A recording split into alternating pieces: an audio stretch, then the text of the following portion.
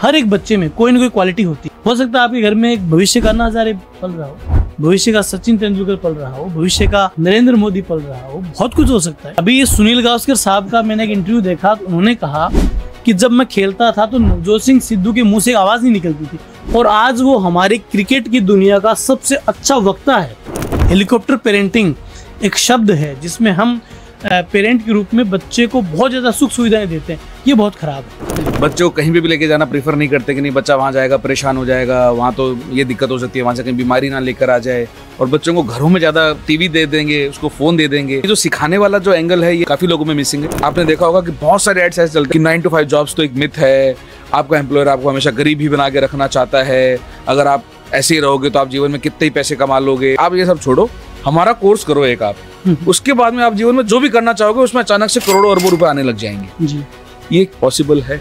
मुझे ये अच्छी लगती है गीता में कि आपके जितने भी कर्म हैं, आपके जितने भी प्रकर्म हैं, आपके जितने भी प्रयास हैं, वो कभी खाली नहीं जाते, आपको उनका फल मिलता है। जीवन में हमेशा क्वालिटी और क्वांटिटी में से एक चीज चुननी पड़े तो आपको क्वालिटी चुननी। ये जो जस्ट जॉब लगने वाली जो एज है, 25 साल तक की एज में, 28 साल तक की एज में भी एक ऐसी कौन सी गलती है जो हर युवा को एक बार कर लेनी चाहिए? आज की जनरेशन को मोटिवेशन की ज्यादा जरूरत है या पेशेंस की?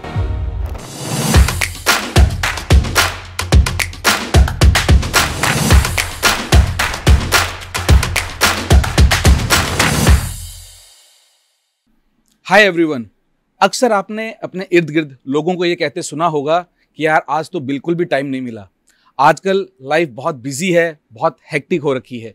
या फिर आपने शॉप्स पे कई बार अपने शॉप्स के कस्टमर्स को बोलते सुना होगा, भैया मुझे पहले फ्री कर दो, मुझे जल्दी जाना है। या फिर आपने ट्रैफिक में लोगों को फ्रस्ट्रेशन से भरा देखा होगा, उस ट्रैफिक में इस तरह का रश मचाते हैं जैसे उनको शायद प्रधानमंत्री जी से ही मिलने जाना हो। जब टेक्नोलॉजी ने हम सब की लाइफ को बहुत फास्ट और टाइम सेविंग बना दिया है, फिर भी ऐसे हालात क्यों हैं?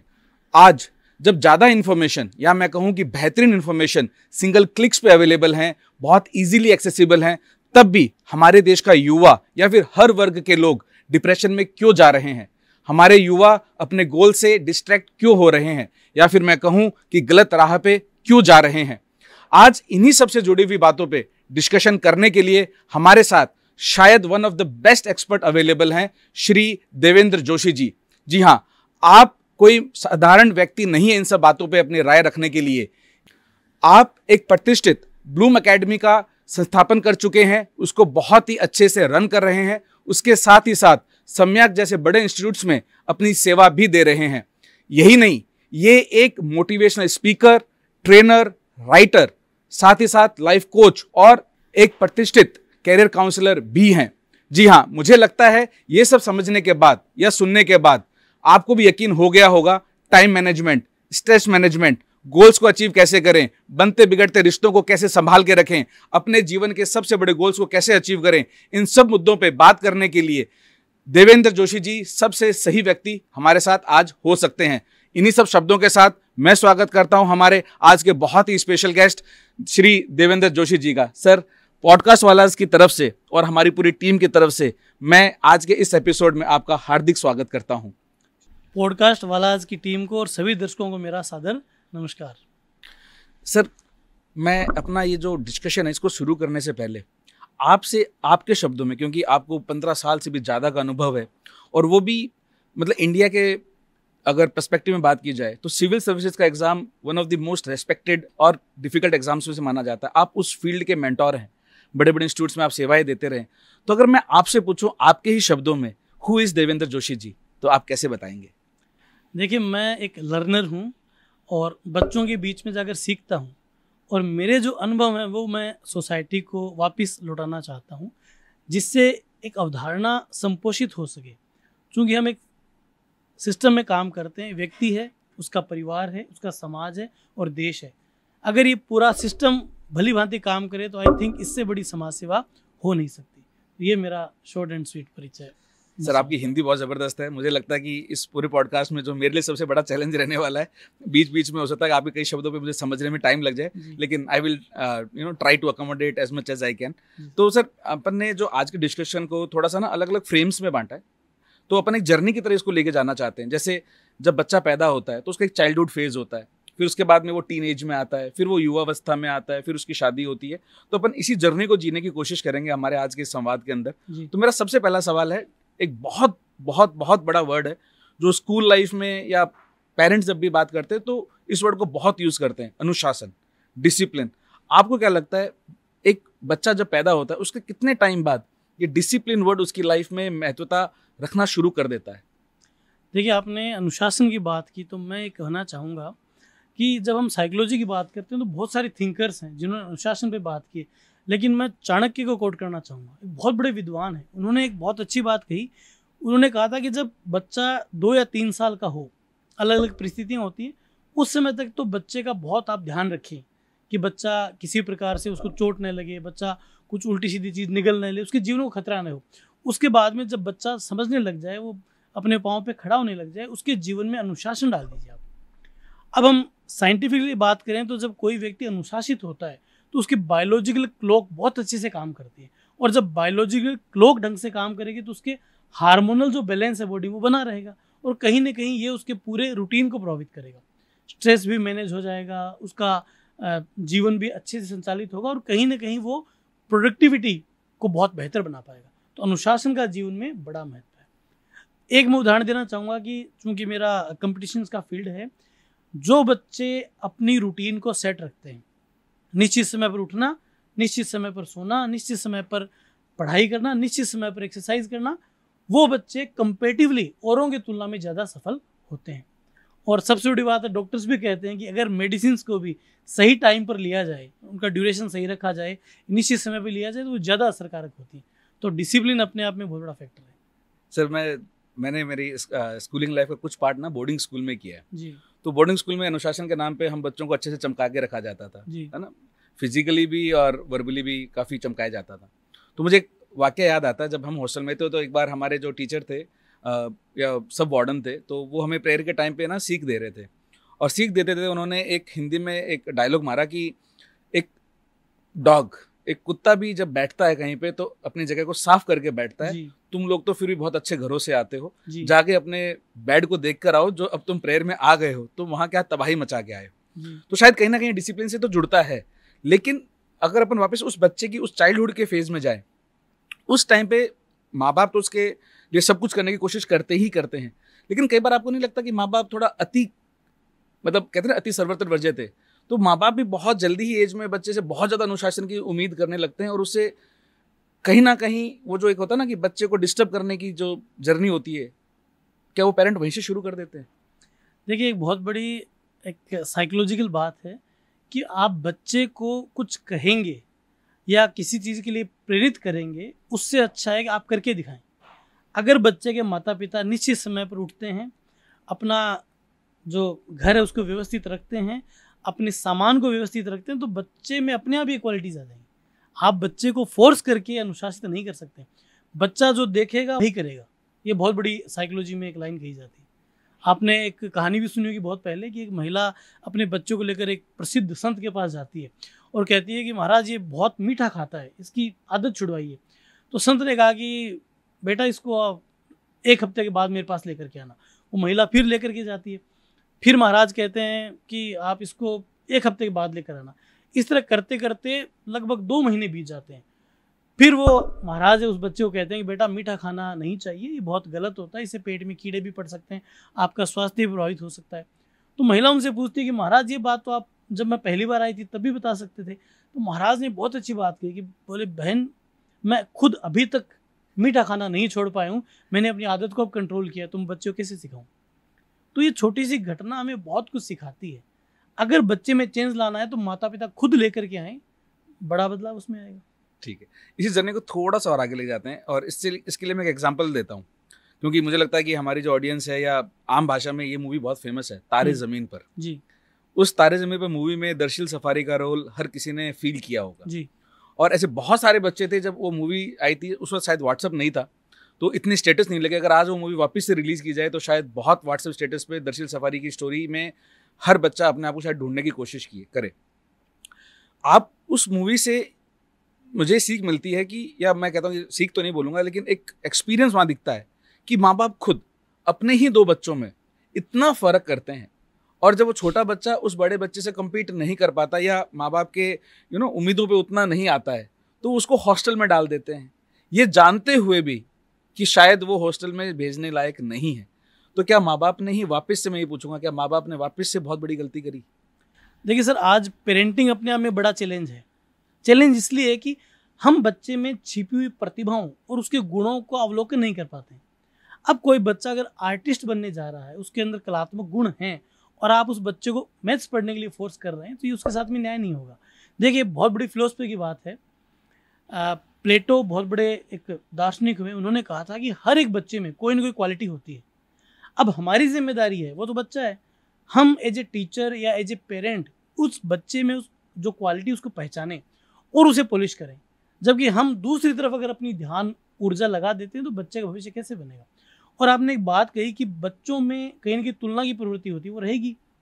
अगर किसी दंपति के एक लड़का और एक लड़की है तो उनमें झगड़ा पूरी जिंदगी चलता रहेगा, क्योंकि एक तो उनका जेंडर अपोजिट है। अब उन्हें लगेगा कि जो मेरे पेरेंट्स हैं वो सिस्टर को ज़्यादा प्यार करते हैं और सिस्टर को लगेगा ब्रदर को ज़्यादा प्यार करते हैं। तो ये बहुत कॉमन एक नेचर है इंसान का, उसमें अलगाव नहीं है। हर व्यक्ति कहीं ना कहीं तुलना करता है।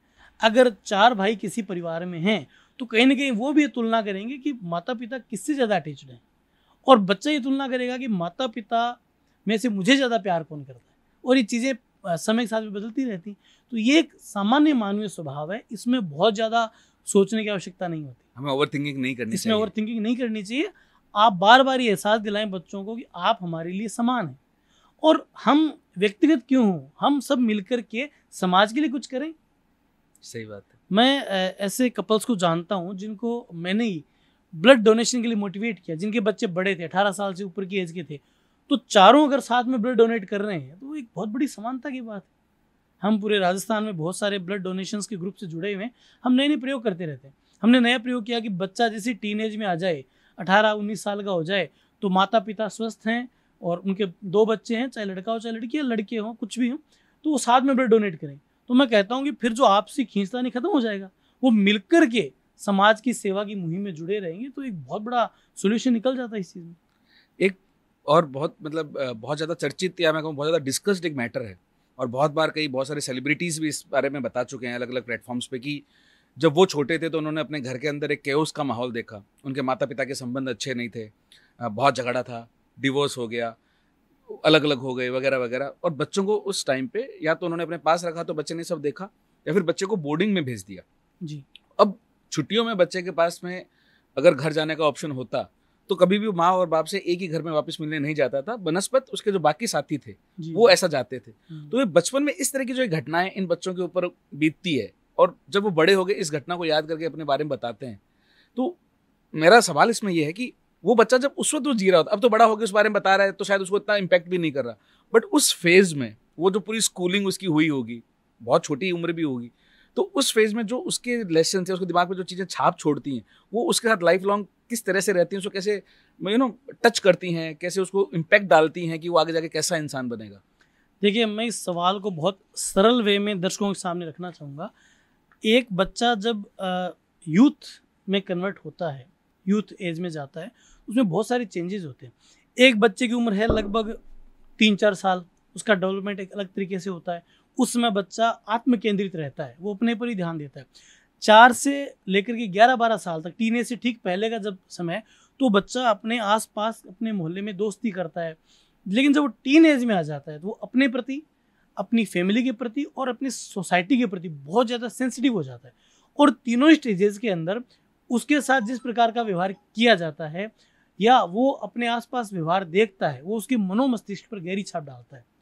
और बच्चा अपने माता पिता से उम्मीद करता है कि वो मेरी केयर करें, मुझे वो प्यार दें। उसके सामने अगर वो दोनों लड़ने लग जाते हैं तो उसकी एक्सपेक्टेशन टूट जाती हैं, वो उनसे डरने लग जाता है।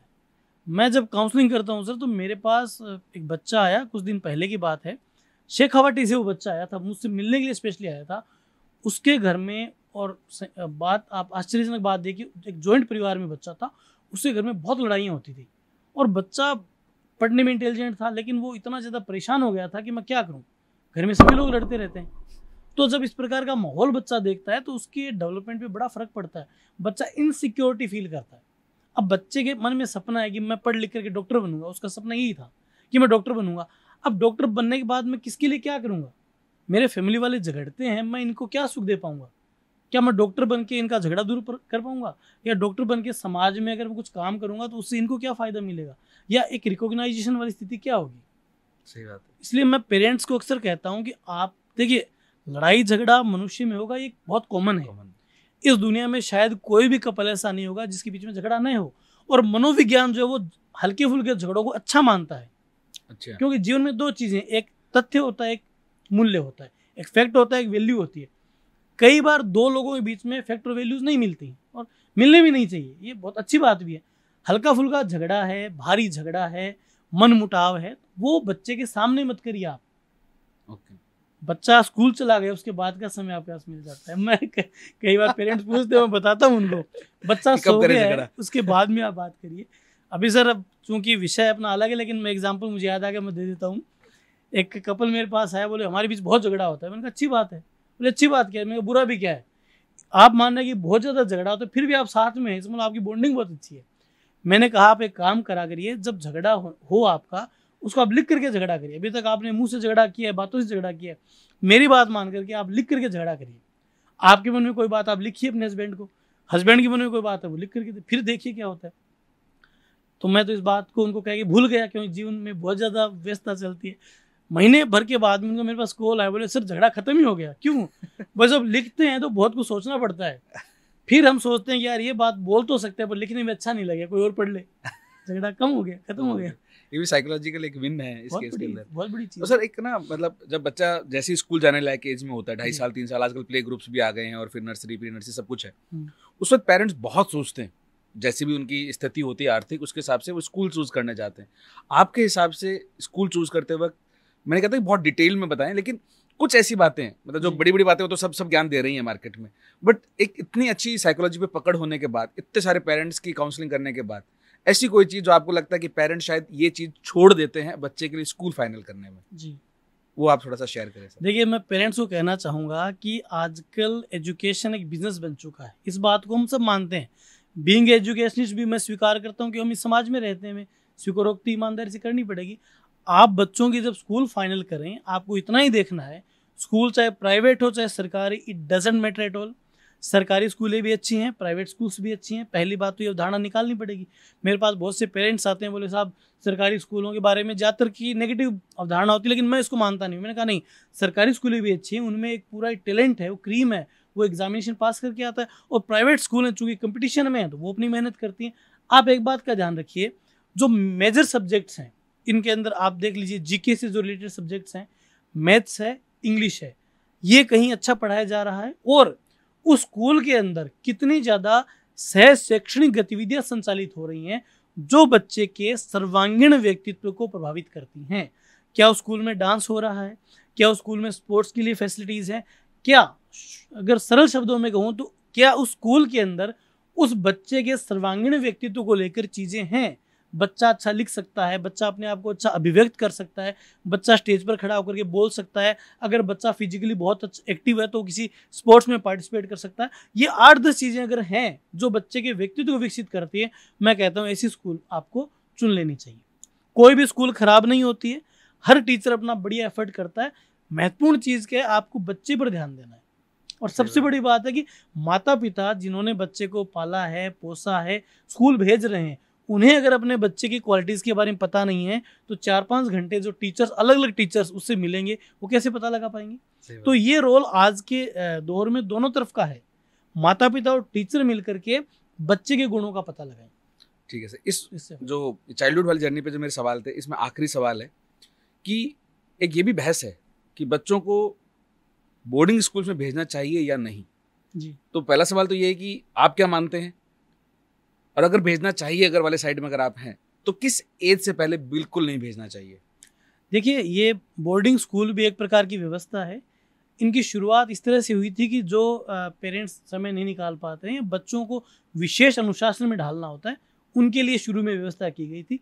तो सिस्टम या कोई भी संस्था है उसमें कोई खराबी नहीं होती है, लेकिन इतना ज़रूर है कि किसी भी बच्चों को आप जब घर से बाहर निकालें, चाहे बच्चा हॉस्टल में रहे, चाहे बोर्डिंग स्कूल में रहे, आजकल तो आप देखिए कि छोटी छोटी एज के बच्चे कोचिंग के लिए भी दूसरे शहरों में जाने लगे हैं। तो बच्चा जब अपने सराउंडिंग में, घर के बाहर जब सराउंडिंग की बात करते हैं, वो कंफर्टेबल हो जाए तो उसको बच्चे को बाहर निकालना चाहिए। बच्चे को आपने बाहर भेज दिया और बच्चा अगर अपने पड़ोस में जाकर घर तक ही नहीं पहुंच पाता है तो बच्चा क्या कर पाएगा।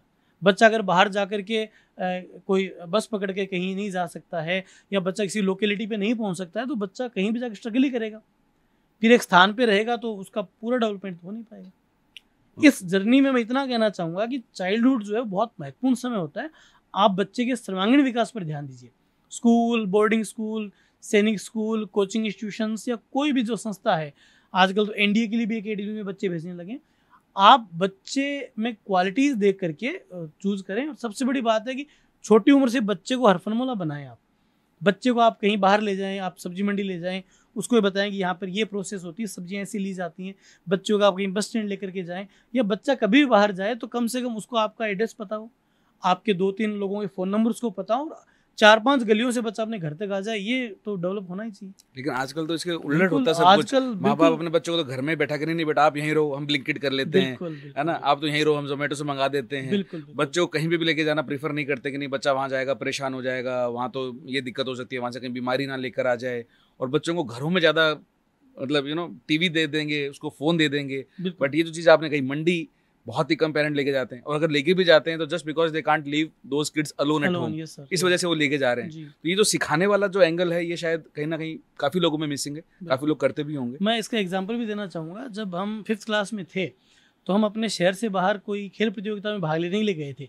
तो हमारे साथ एक पीटीआई साहब थे हमारे, तो उन्होंने एक अच्छी चीज़ की। हम जहाँ रुके हुए थे, हम सब बच्चों को खाना वाना खिला करके एक ग्रुप बना करके वो आसपास ले गए कि देखो यहाँ पर स्टेडियम है जहाँ आपकी स्पोर्ट्स इवेंट होंगी, यहाँ पर ये बस स्टैंड है, यहाँ पर ये, मतलब आसपास के 2-3 किलोमीटर का जो एरिया वो हमें अच्छी तरह से बता दिया, और सब बच्चों को अपने फ़ोन नंबर याद करवा दिया। अच्छा। अब इससे क्या बच्चों का कॉन्फिडेंस भी बढ़ गया। वरना नई जगह जाकर एक 5th क्लास का बच्चा सोचता है पता नहीं मैं कहाँ गया, मैं घूम न जाऊँ। लेकिन जब उसे पता चला कि यहाँ पर ये इंस्टीट्यूशन है, यहाँ पर मेरा प्लेग्राउंड है और ये मेरे सर के नंबर मुझे याद है, तो बच्चे में कॉन्फिडेंस आ जाता है। फिर वो बच्चा कहीं भी जाए मार नहीं खाने वाला है। सही बात है। तो आजकल की ऐसा सेल्फ सेंटर्ड दुनिया होती जा रही है, और हेलीकॉप्टर पेरेंटिंग एक शब्द है जिसमें हम पेरेंट के रूप में बच्चे को बहुत ज़्यादा सुख सुविधाएं देते हैं। ये बहुत ख़राब है। करेक्ट। कई बार ना, मतलब जैसे मेरे ही पापा हैं, तो जब वो मेरे को अपने बच्चों को हैंडल करता हुआ देखते हैं, बोलते हैं कि तू ज़्यादा ही वो नहीं हो रहा है थोड़ा सा तो एक बार वो टॉन्ट की तरह बोलते हैं। लेकिन अभी जब आप ये बातें बता रहे हैं ना, तो ये कई बार रिलेटेबल भी लगती हैं कि आप कहीं उसको, मतलब कहते हैं ना कि किसी चीज़ को ओवर करने से आप लोग को कमज़ोर तो नहीं बना रहे। पर सर एक चीज़ मैं कहना चाहूँगा, कुछ हद तक ध्यान रखना ज़रूरी है, क्योंकि हमारा जो समय था उस समय इतने खतरे मौजूद नहीं थे जितने आज हैं। जैसे पहले किडनैपिंग इतनी नहीं होती थी, आजकल आप देखिए सरकारी आंकड़े आते रहते हैं, हजारों बच्चों का किडनैपिंग तो क्या है कि जयपुर जैसे शहर में तो बहुत बड़ी रिस्क है। तो ऐसे में माँ बाप जब बच्चों को बाहर भेजते हैं तो उनकी चिंता भी लाजमी है। दूसरा है कि आजकल रोड पे ट्रैफिक बहुत ज़्यादा बढ़ चुका है।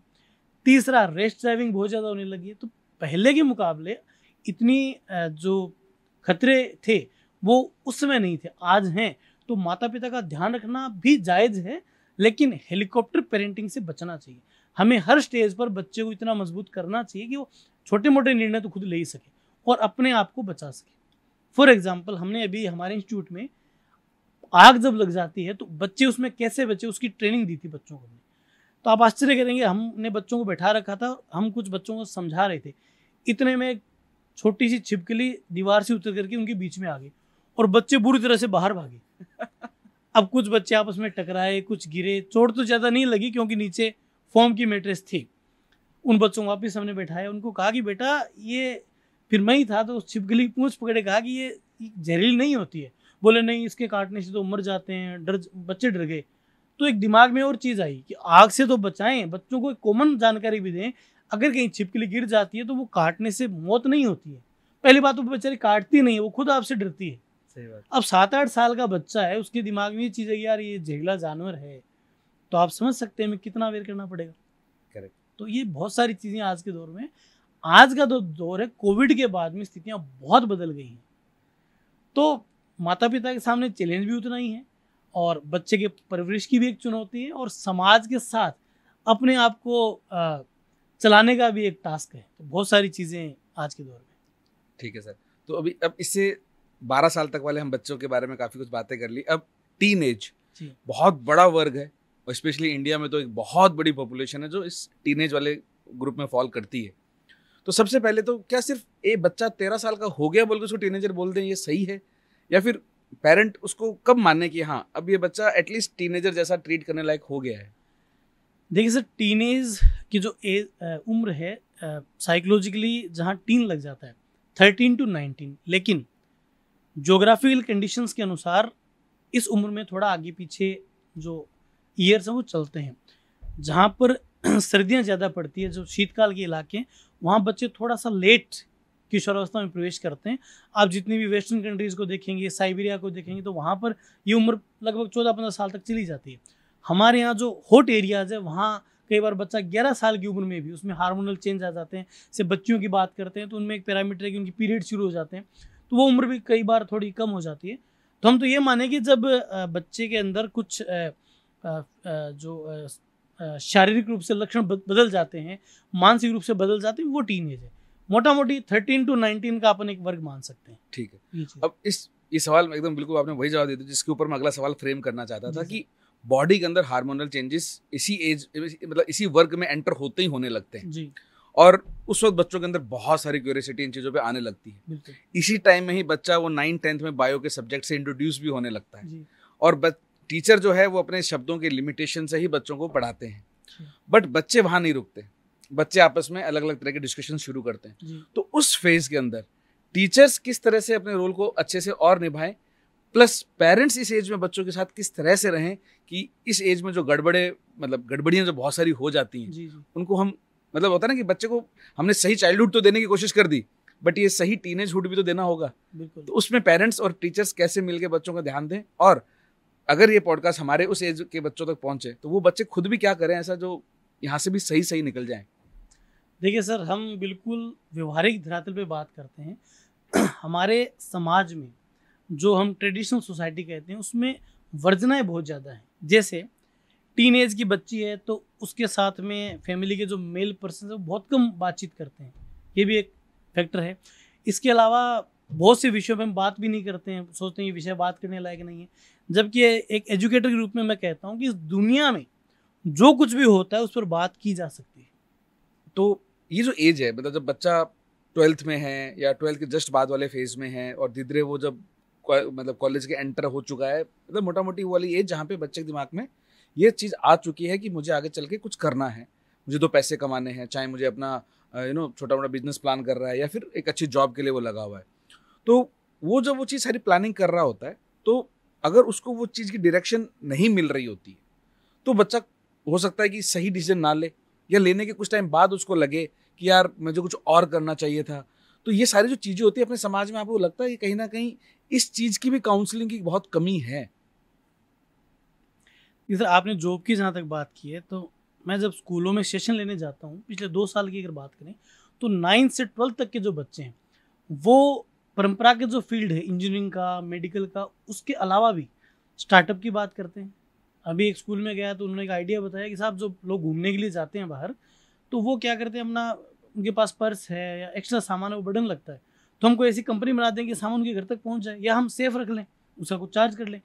वो फाइनेंशियल लिटरेसी की बात करता है, साहब शेयर मार्केट में क्या होगा, सोने चांदी के प्राइस इतने बढ़ रहे हैं, कहाँ तक जाएंगे। वो एंटरप्रेन्योरशिप की बात करता है, वो नए नए नवाचारों की बात करता है। मतलब 9th का बच्चा जो है वो इन चीज़ों में सोच रहा है कि मेरा फ्यूचर क्या होगा, तो भारत के लिए बहुत अच्छा है।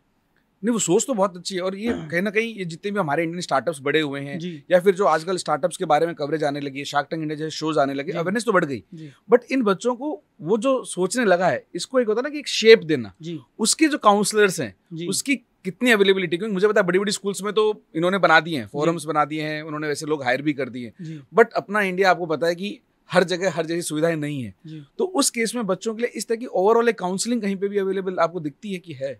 नहीं सर, इस फील्ड में काउंसलिंग की बहुत बड़ी कमी है, क्योंकि बहुत योग्य काउंसलर भी नहीं है। ये भी एक बड़ी चीज़ है भाई। स्टार्टअप जब आप करते हो तो आपका एक आइडिया होता है, उस आइडिया को आपको न्यूट्रिशन भी देना होता है, इसके अलावा आपके फंडिंग की भी एक चीज़ है, दूसरा मार्केट की स्ट्रेटजी भी है, सेल्स भी है, तो बहुत सारी चीज़ें।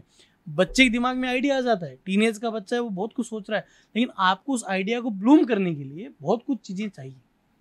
उसके लिए आज भारत में बहुत आवश्यकता है। अभी झुंझुनू में एक स्कूल है, उसने ये प्रयोग शुरू किया है कि उन्होंने बिजनेस का एक मॉडल ही शुरू कर दिया है, झुंझुनू अच्छा। एकेडमी करके है उसका।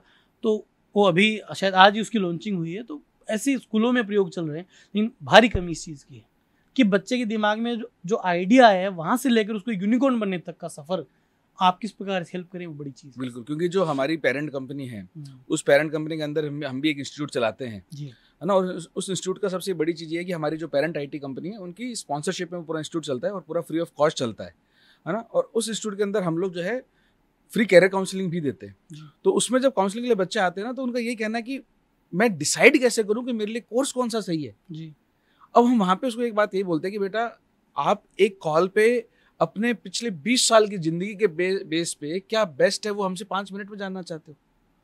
आपने पिछले 20, 22, 25 जितनी भी आपकी एज है उस पूरी, क्योंकि ये जो जवाब आप जो मुझसे मांग रहे हो ना, ये सब्जेक्टिव है। ये ऐसा नहीं कि हाँ मैं आप सबको बोल दूं इंजीनियर बन जाओ, या मैं आप सबको बोल दूं कि आप वीडियो एडिटर बन जाओ, जी या आप एक मार्केटर बन जाओ। मुझे नहीं पता, आपकी पूरी 20, 22, 25 साल की जो पूरी जिंदगी है उसको समझना बहुत इंपॉर्टेंट है अगर कोई भी काउंसलर है तो ये चीज़ें कॉल पे जस्ट ऐसे कॉल करके पूछना पॉसिबल नहीं है। मेरे हिसाब से आपको प्रॉपर अपॉइंटमेंट लेके, या आपके आसपास कोई हो, आपको उनके पास जाना चाहिए। आप वो बोले सर वो तो बहुत पैसे लेते हैं, अगर आप अफोर्ड नहीं कर सकते तो सस्ते में कोई अरेंजमेंट ढूंढो, या फिर कोई जरूरी नहीं एक प्रोफेशनल काउंसलर के पास आप फर्स्ट टाइम में ही विजिट करें। आप हो सकता है किसी अपने आसपास जो कोई बहुत ही समझदार व्यक्ति हो, कोई बड़े मतलब होता है ना कि हर समाज में, हर इलाके में कुछ ना कुछ ऐसे समृद्ध लोग होते हैं जिनके पास बहुत अनुभव है। वो प्रोफेशनली काउंसलिंग नहीं करते हैं लोगों की, लेकिन अगर उनके पास कोई जाता है मिलने के लिए तो वो ज्ञान सही देते हैं। तो एटलीस्ट आप शेप लेना वहाँ से शुरू करें। और फिर हमने हमारे इंस्टीट्यूट के अंदर वो चीज़ करी कि अगर आप कहीं और से हैं तो भी आप यहाँ आके काउंसलिंग लो। और एक इनिशियल लेवल के बेसिक काउंसलिंग के लिए हम लोग एक हर महीने फ्री सेशन भी रखते हैं, और उस सेशन का नाम कैरियर सत्संग बोल के लेते हैं। वाह, ऐसे नहीं कि हाँ कैरियर काउंसलिंग सेशन बोल दिया, जो कि एक बहुत ही अच्छा ट्रेंडिंग वर्ड है। हम उसको कैरियर सत्संग बोलते हैं। हमारे फेसबुक चैनल पे आता है और skillwala.com नाम से है हमारा पूरा सब कुछ। तो वहाँ पे हम क्या करते हैं, एक लेवल ऑफ स्क्रीनिंग से कुछ हिंट देने की उनको कोशिश करते हैं। वहाँ पे हम उनको पूरा डिसीजन नहीं बताते हैं क्योंकि पॉसिबल ही नहीं है। तो हम वहाँ पे जो बेसिक होता है उतना बता के फिर यही बोलते हैं कि अगर आप इसके बाद और डिटेल चाहते हो तो बिना कोई चार्ज के, बिना कोई पैसे के, आप तब भी हमारे पास आके मिल के, जैसे मान लो कि आप डिजिटल मार्केटिंग में कैरियर बनने की पूछ रहे हो, तो हमारे यहाँ के जो सीनियर प्रोफेशनल हैं, हम उनका एक 15-20 मिनट, आधे घंटा, 1 घंटा, जो भी आपकी रिक्वायरमेंट है उसके हिसाब से हम एक स्लॉट देंगे हम आपके लिए। हम अब एक साथ हम बहुत सारे लोगों को तो नहीं दे सकते, हमारी कंपनी बंद करवा दोगे, राइट। लेकिन हम जितनी भी हमारे पास विजिबिलिटी है हम उसके हिसाब से उतने सेशंस दे रहे हैं। और अभी हमारे पास यहाँ पे कर्नाटका के बच्चे हैं। आज सुबह एक लड़की दिल्ली से आगे उसने ज्वाइन किया है। अच्छा। उसने काउंसलिंग के बाद सर मैं कल से ज्वाइन कर लूंगा। हमने कभी तो पहले दिवाली बना के तो आओ कम से कम अपने घर वालों के साथ में, और ये सारी बातें जाके घर वालों को शेयर करो कि मैं जाके ये बात करके आई, मुझे ये जवाब मिले। घर वालों को क्या लगता है, एक दिल्ली में बैठी जो फैमिली है, पेरेंट्स हैं, उनको जयपुर की कंपनी के बारे में कितना आइडिया होगा, राइट। उनको पहले आप जाके सारी कहानी बताओ, फिर उनको ऐसा लगता है कि हाँ कुछ पॉजिटिव है तो उनकी हमारे यहाँ से बात करवाओ, हमारे HR मैम से बात करवाओ, हमारे स्टाफ से बात करवाओ। फिर जब आप फर्स्ट टाइम आओ तो उनको साथ लेकर आओ।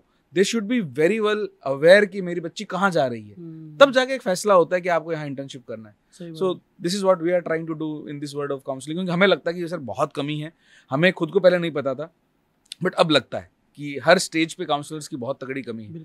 तो अब इसी मुद्दे के साथ में अपन एंटर करते हैं अपने अगले फेज में, जो मेरे हिसाब से बहुत रोमांचक है कि बच्चा स्कूल कर चुका है, बच्चा कॉलेज भी कर चुका है, और अब बच्चा एक ऐसी स्टेज पे है वो जॉब्स के बारे में बहुत बात कर रहा है, बिजनेसेस के बारे में बहुत बात कर रहा है। वो या तो किसी बिजनेस का हिस्सा है, बनना चाहता है, या फिर जॉब कर ही रहा है। मैं इसमें ना पहले एक उल्टे सवाल से शुरू करूंगा।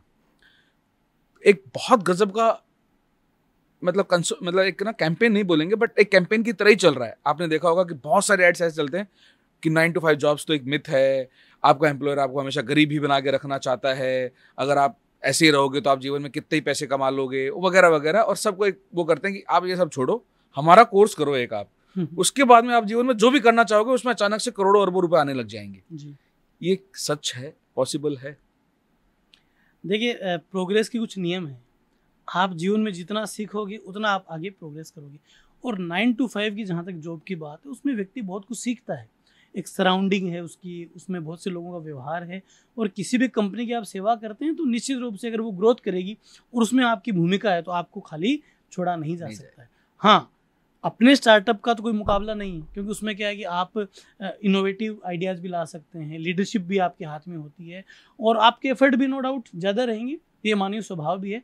तो ये सारी चीज़ें, बाकी कोर्स सेल करने के लिए बहुत से लोग ये डिमोटिवेट भी लोगों को करते हैं, ऐसा नहीं, क्योंकि देखिए आप स्टार्टअप करने के लिए आपको पूंजी भी चाहिए, आपको मार्केट की स्ट्रेटेजी भी पता होनी चाहिए, आपके साथ जो लोग हैं उनको आपको एक अच्छे तरीके से एसोसिएट भी करना चाहिए, तो इसके बहुत सारे चैलेंजेस हैं।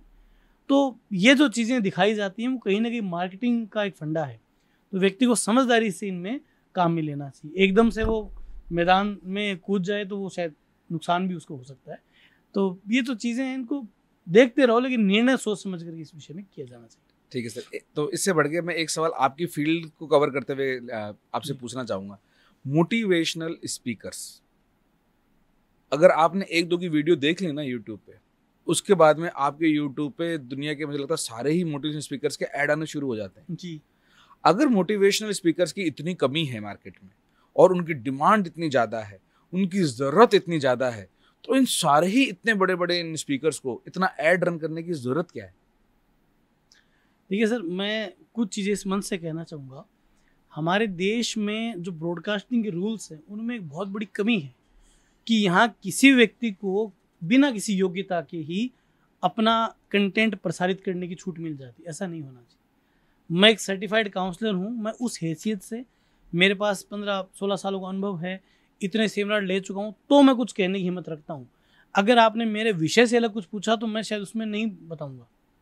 तो ऐसा होना चाहिए। आज क्या है कि कोई अच्छा बोलने वाला है, सामने उसके टेलीप्रॉम्प्टर चल रहा है, उसमें वो बोल रहा है, कुछ भी उल्टी सीधी चीज़ें भी बोल रहा है, बहुत सी चीज़ें गलत भी हैं, कई बार बच्चे लेकर के आते हैं। तो ऐसा नहीं किया जाना चाहिए। और मोटिवेशन जो है वो किसी व्यक्ति की परिस्थिति को देख करके संभव है। हम आज सैकड़ों हज़ारों बच्चों की काउंसलिंग लेते हैं, तो मैं ईमानदारी से मानता हूँ उनको एक साथ मोटिवेट नहीं किया जा सकता है, क्योंकि हम कुछ एग्जाम्पल्स देते हैं वो सभी पर सेट नहीं होते हैं। तो किसी व्यक्ति के गुणों को देखें, उसकी परिस्थितियों को समझें और उसके भविष्य की ज़रूरतों के अनुसार उसको गाइड किया जा सकता है। ये रियल में मोटिवेशन है। बाकी तो ये पूरा एक मार्केट का फंडा है। हाँ, नीड बहुत बड़ी है। नीड इसलिए बड़ी है क्योंकि जो छोटे शहर के बच्चे हैं उनको भविष्य की प्लानिंग से नहीं पता है, और जो बड़े शहर के बच्चे हैं वो कहीं ना कहीं ह्यूमन एडजस्टमेंट्स में दिक्कत महसूस करते हैं। ऐसा मेरा अनुभव पिछले साल का रहा है। ये चीज़ें इम्पोर्टेंट है। ठीक है सर, तो एक और सवाल है कि बहुत सारे जो मोटिवेशन स्पीकर्स नहीं बोलेंगे, मतलब वो भी हैं, प्लस जो सोसाइटी की बहुत बड़ी बड़ी जो क्या बोलते हैं शख्सियत बन चुकी हैं, वो भी जब बहुत बार कहीं बात बताते हैं तो गीता को बड़ा कोट करके बताते हैं। लेकिन जब गीता को स्कूलों में एज ए सिलेबस लगाने की बात होती है, तो मैं उस राजनीति वाले मुद्दे पर नहीं जाऊंगा। क्या आपके हिसाब से गीता स्कूल के साथ पढ़ाई जानी चाहिए? देखिए, गीता अपने आप में एक दर्शन है। गीता का एक खंड है कर्म योग। अगर आप उस कर्म योग को पढ़ लेंगे तो मैं कहता हूँ आपको जीवन में कभी तनाव होगा ही नहीं। अच्छा, बहुत गहरी बात है। उसमें लिखा है, मैं उसका सार में बता देता हूँ। उन्होंने कहा है कि आपने कोई लक्ष्य बनाया, आप उस लक्ष्य को पाने के लिए जी जान से प्रयास करें। सफल हो गए आप, अच्छी बात है। अगर आप असफल हुए तो नियति ने बहुत बड़ा टारगेट आपके लिए सेट कर रखा है। और एक सबसे बड़ी बात मुझे ये अच्छी लगती है गीता में कि आपके जितने भी कर्म हैं, आपके जितने भी प्रकर्म हैं, आपके जितने भी प्रयास हैं, वो कभी खाली नहीं जाते हैं, आपको उनका फल मिलता है। और इसका एक बहुत बड़ा गजब का एग्जांपल है स्लम डॉग मिलियनेयर मूवी। हाँ, उन दो बच्चों को जब वो करोड़पति वाले मतलब जो भी उसमें शो होता है उसको जीत जाते हैं, और जब उन पे इन्वेस्टिगेशन बैठती है और उनसे पूछा जाता है सवाल का जवाब क्या था, और हर सवाल के जवाब के पीछे उनके जीवन का एक सच्चा किस्सा था। बिल्कुल सर। तो कहीं ना कहीं वो जो कर्म वाली बात है वो तो है कि जीवन अगर कुछ हो रहा है तो कहीं ना कहीं शायद उससे कुछ मीनिंगफुल आपको देना चाहता है। अभी आप पे है कि आपने उस मोमेंट पे जो चीज होनी थी वो ऑब्जर्व की, नहीं की, याद रखी, नहीं की, उसको वैल्यू दी, नहीं दी, तो वो एक अलग चीज तो है ही है सर। बाकी एक बात और कहना चाहूंगा कि कुछ ऐसे ग्रंथ हैं, कुछ ऐसी कहानियां हैं, कुछ ऐसे किस्से हैं, जैसे महाभारत है, रामायण है, गीता है, हमारे वेदों की कुछ चीजें हैं, तो वो आपको जीवन का दर्शन देती हैं। हमारे यहाँ समस्या क्या है देश में, चूंकि विकासशील देश है, हम हर चीज को राजनीति से जोड़ने लग जाते हैं। आप उसका मेन क्रक्स देखिए, अगर आपके जीवन पे वो लागू होता है उसको अपनाइए, वरना किसी और के लिए छोड़ दीजिए उस चीज को। विवाद क्यों करना? जबकि मैं कहता हूँ गीता का दर्शन अगर कोई व्यक्ति समझ ले तो उसका जीवन निश्चित तौर पे सफल हो जाएगा। गीता का कर्म योग सबसे बड़ा मोटिवेशन मंत्र है। अगर कोई व्यक्ति उसको पढ़ के समझ पाए तो उससे बड़ी चीज नहीं हो सकती। ठीक है सर, अब मैं आता हूँ अपने भारत की एक बहुत ही मतलब, अब मैं इसको इशू बोलूँ, मुद्दा बोलूँ, मुझे नहीं पता, वो आप हमें समझा देना। गवर्नमेंट एग्जाम्स की तैयारी करने का ये जो क्रेज है हमारे पूरे इंडिया में, कुछ डेवलप्ड स्टेट्स को छोड़ दें, डेवलप्ड बोलें या जो थोड़े तरक्की कर चुके स्टेट उनको छोड़ दें, अदरवाइज मुझे ऐसा लगता है कि जो एक मीम भी है सुंदर पिचाई वाली कि सुंदर पिचाई अपनी माँ को बोलता है यूएसए से फोन करके कि मम्मा मैं गूगल का सीईओ बन गया हूँ, तो मैं बोलती बेटा थोड़ी और पढ़ाई कर लेता तो सरकारी नौकरी लग जाती। तो ये इस क्रेज के बारे में मतलब ये क्यों है सर ऐसा? देखिए सर, आपने सवाल भी पूछा है और उत्तर भी दिया है कि विकसित स्टेट्स में ऐसा नहीं है। मैं इसको बहुत सिंप्लीफाई कर देता हूँ। नॉर्थ इंडिया में ऐसा है, साउथ इंडिया के अंदर सरकारी नौकरी का क्रेज उतना नहीं है। इसके पीछे कारण है, देखिए हमारा जो समाज है वो विकासशील समाज है। विकासशील समाज में एक मध्यम क्लास का व्यक्ति अपने जीवन की ज़रूरतों को पूरा करने तक सीमित रखता है।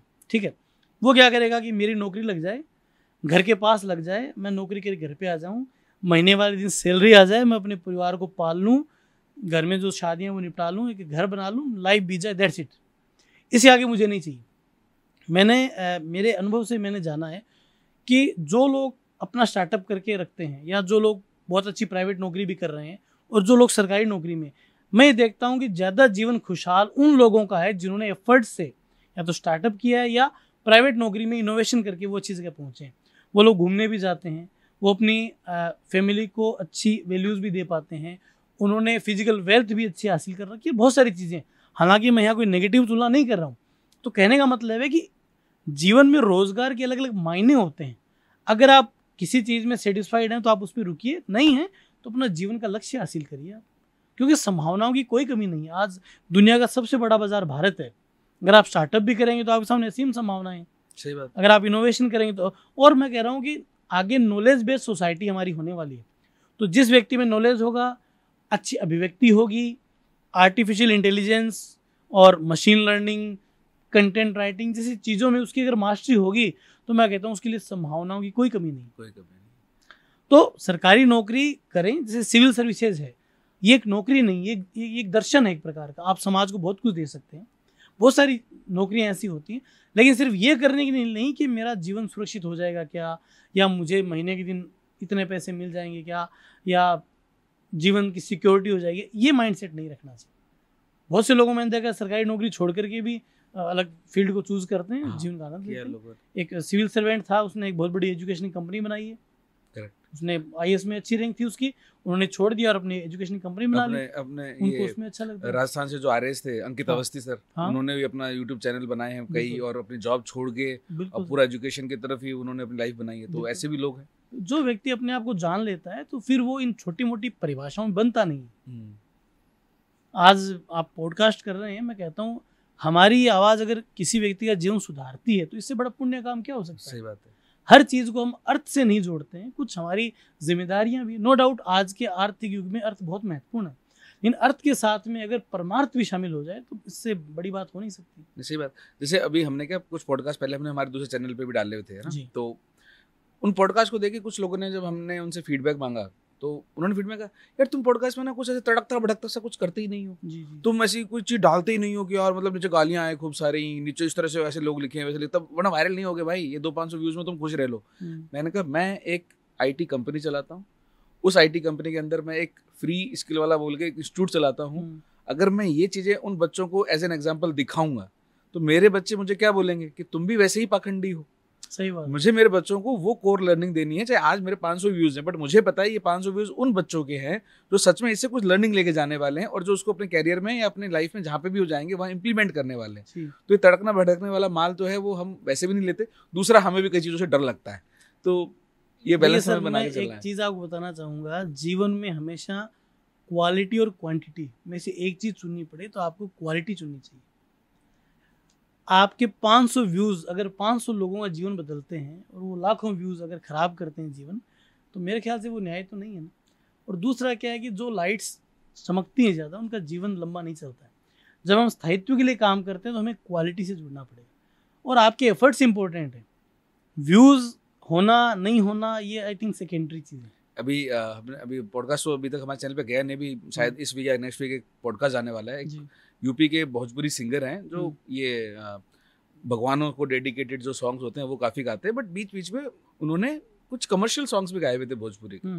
तो हमने उनसे पूछा, मैं कहा सर आप ये भजन गाते गाते उधर कहाँ चले गए, कहाँ राह भटक गए आप। हम्म, तो उन्होंने बोला कि नहीं ऐसा नहीं है, मैं तो फिर भी मतलब ऐसा नहीं कर रहा हूँ, बहुत कम ही कर रहा हूँ। तो फिर मैंने बोला चलो ठीक है। तो ये भोजपुरी सेक्टर में, और ऐसा नहीं सिर्फ भोजपुरी, तो वो तो थोड़ी ज़्यादा बदनाम हो गई, बॉलीवुड में भी कोई ऐसे नंगेपन की कमी नहीं है। तो ऐसा क्यों है सर कि बातें आज सब सरकारें हों या सब लोग हों या बड़े बुजुर्गों, सब ये कहते हैं कि संस्कृति बचानी है, हमारे संस्कार हमें बचाने हैं, अगली पीढ़ी को देने हैं, तो फिर ये गाने क्यों बनाए जा रहे हैं? उनमें शब्द भी सही नहीं है और जो उसमें वीडियो है वो तो बिल्कुल ही सही नहीं है, फिर ऐसा क्यों? तो बोलता है कि आखिर में पेट भी भरना है साहब, अगर दुनिया ही वो देखना चाहती है तो हम क्या करें। सही बात। तो इसलिए वो जो व्यूज़ इंस्टाग्राम पर उन पे उन गलत चीज़ों पे इतने आ रहे हैं, वो कई बार हमें भी ऐसा, मतलब वो छोड़ो, एक नॉर्मल एजुकेशन का टॉपिक है उसको भी कैसे दिखाया जा रहा है, अब होने वाला है ये खत्म, अब नहीं होगा आरएएस एग्जाम, या फिर वगैरह वगैरह। आपने भी एजुकेशन में थंबनेल्स ऐसे देखे होंगे लोगों के।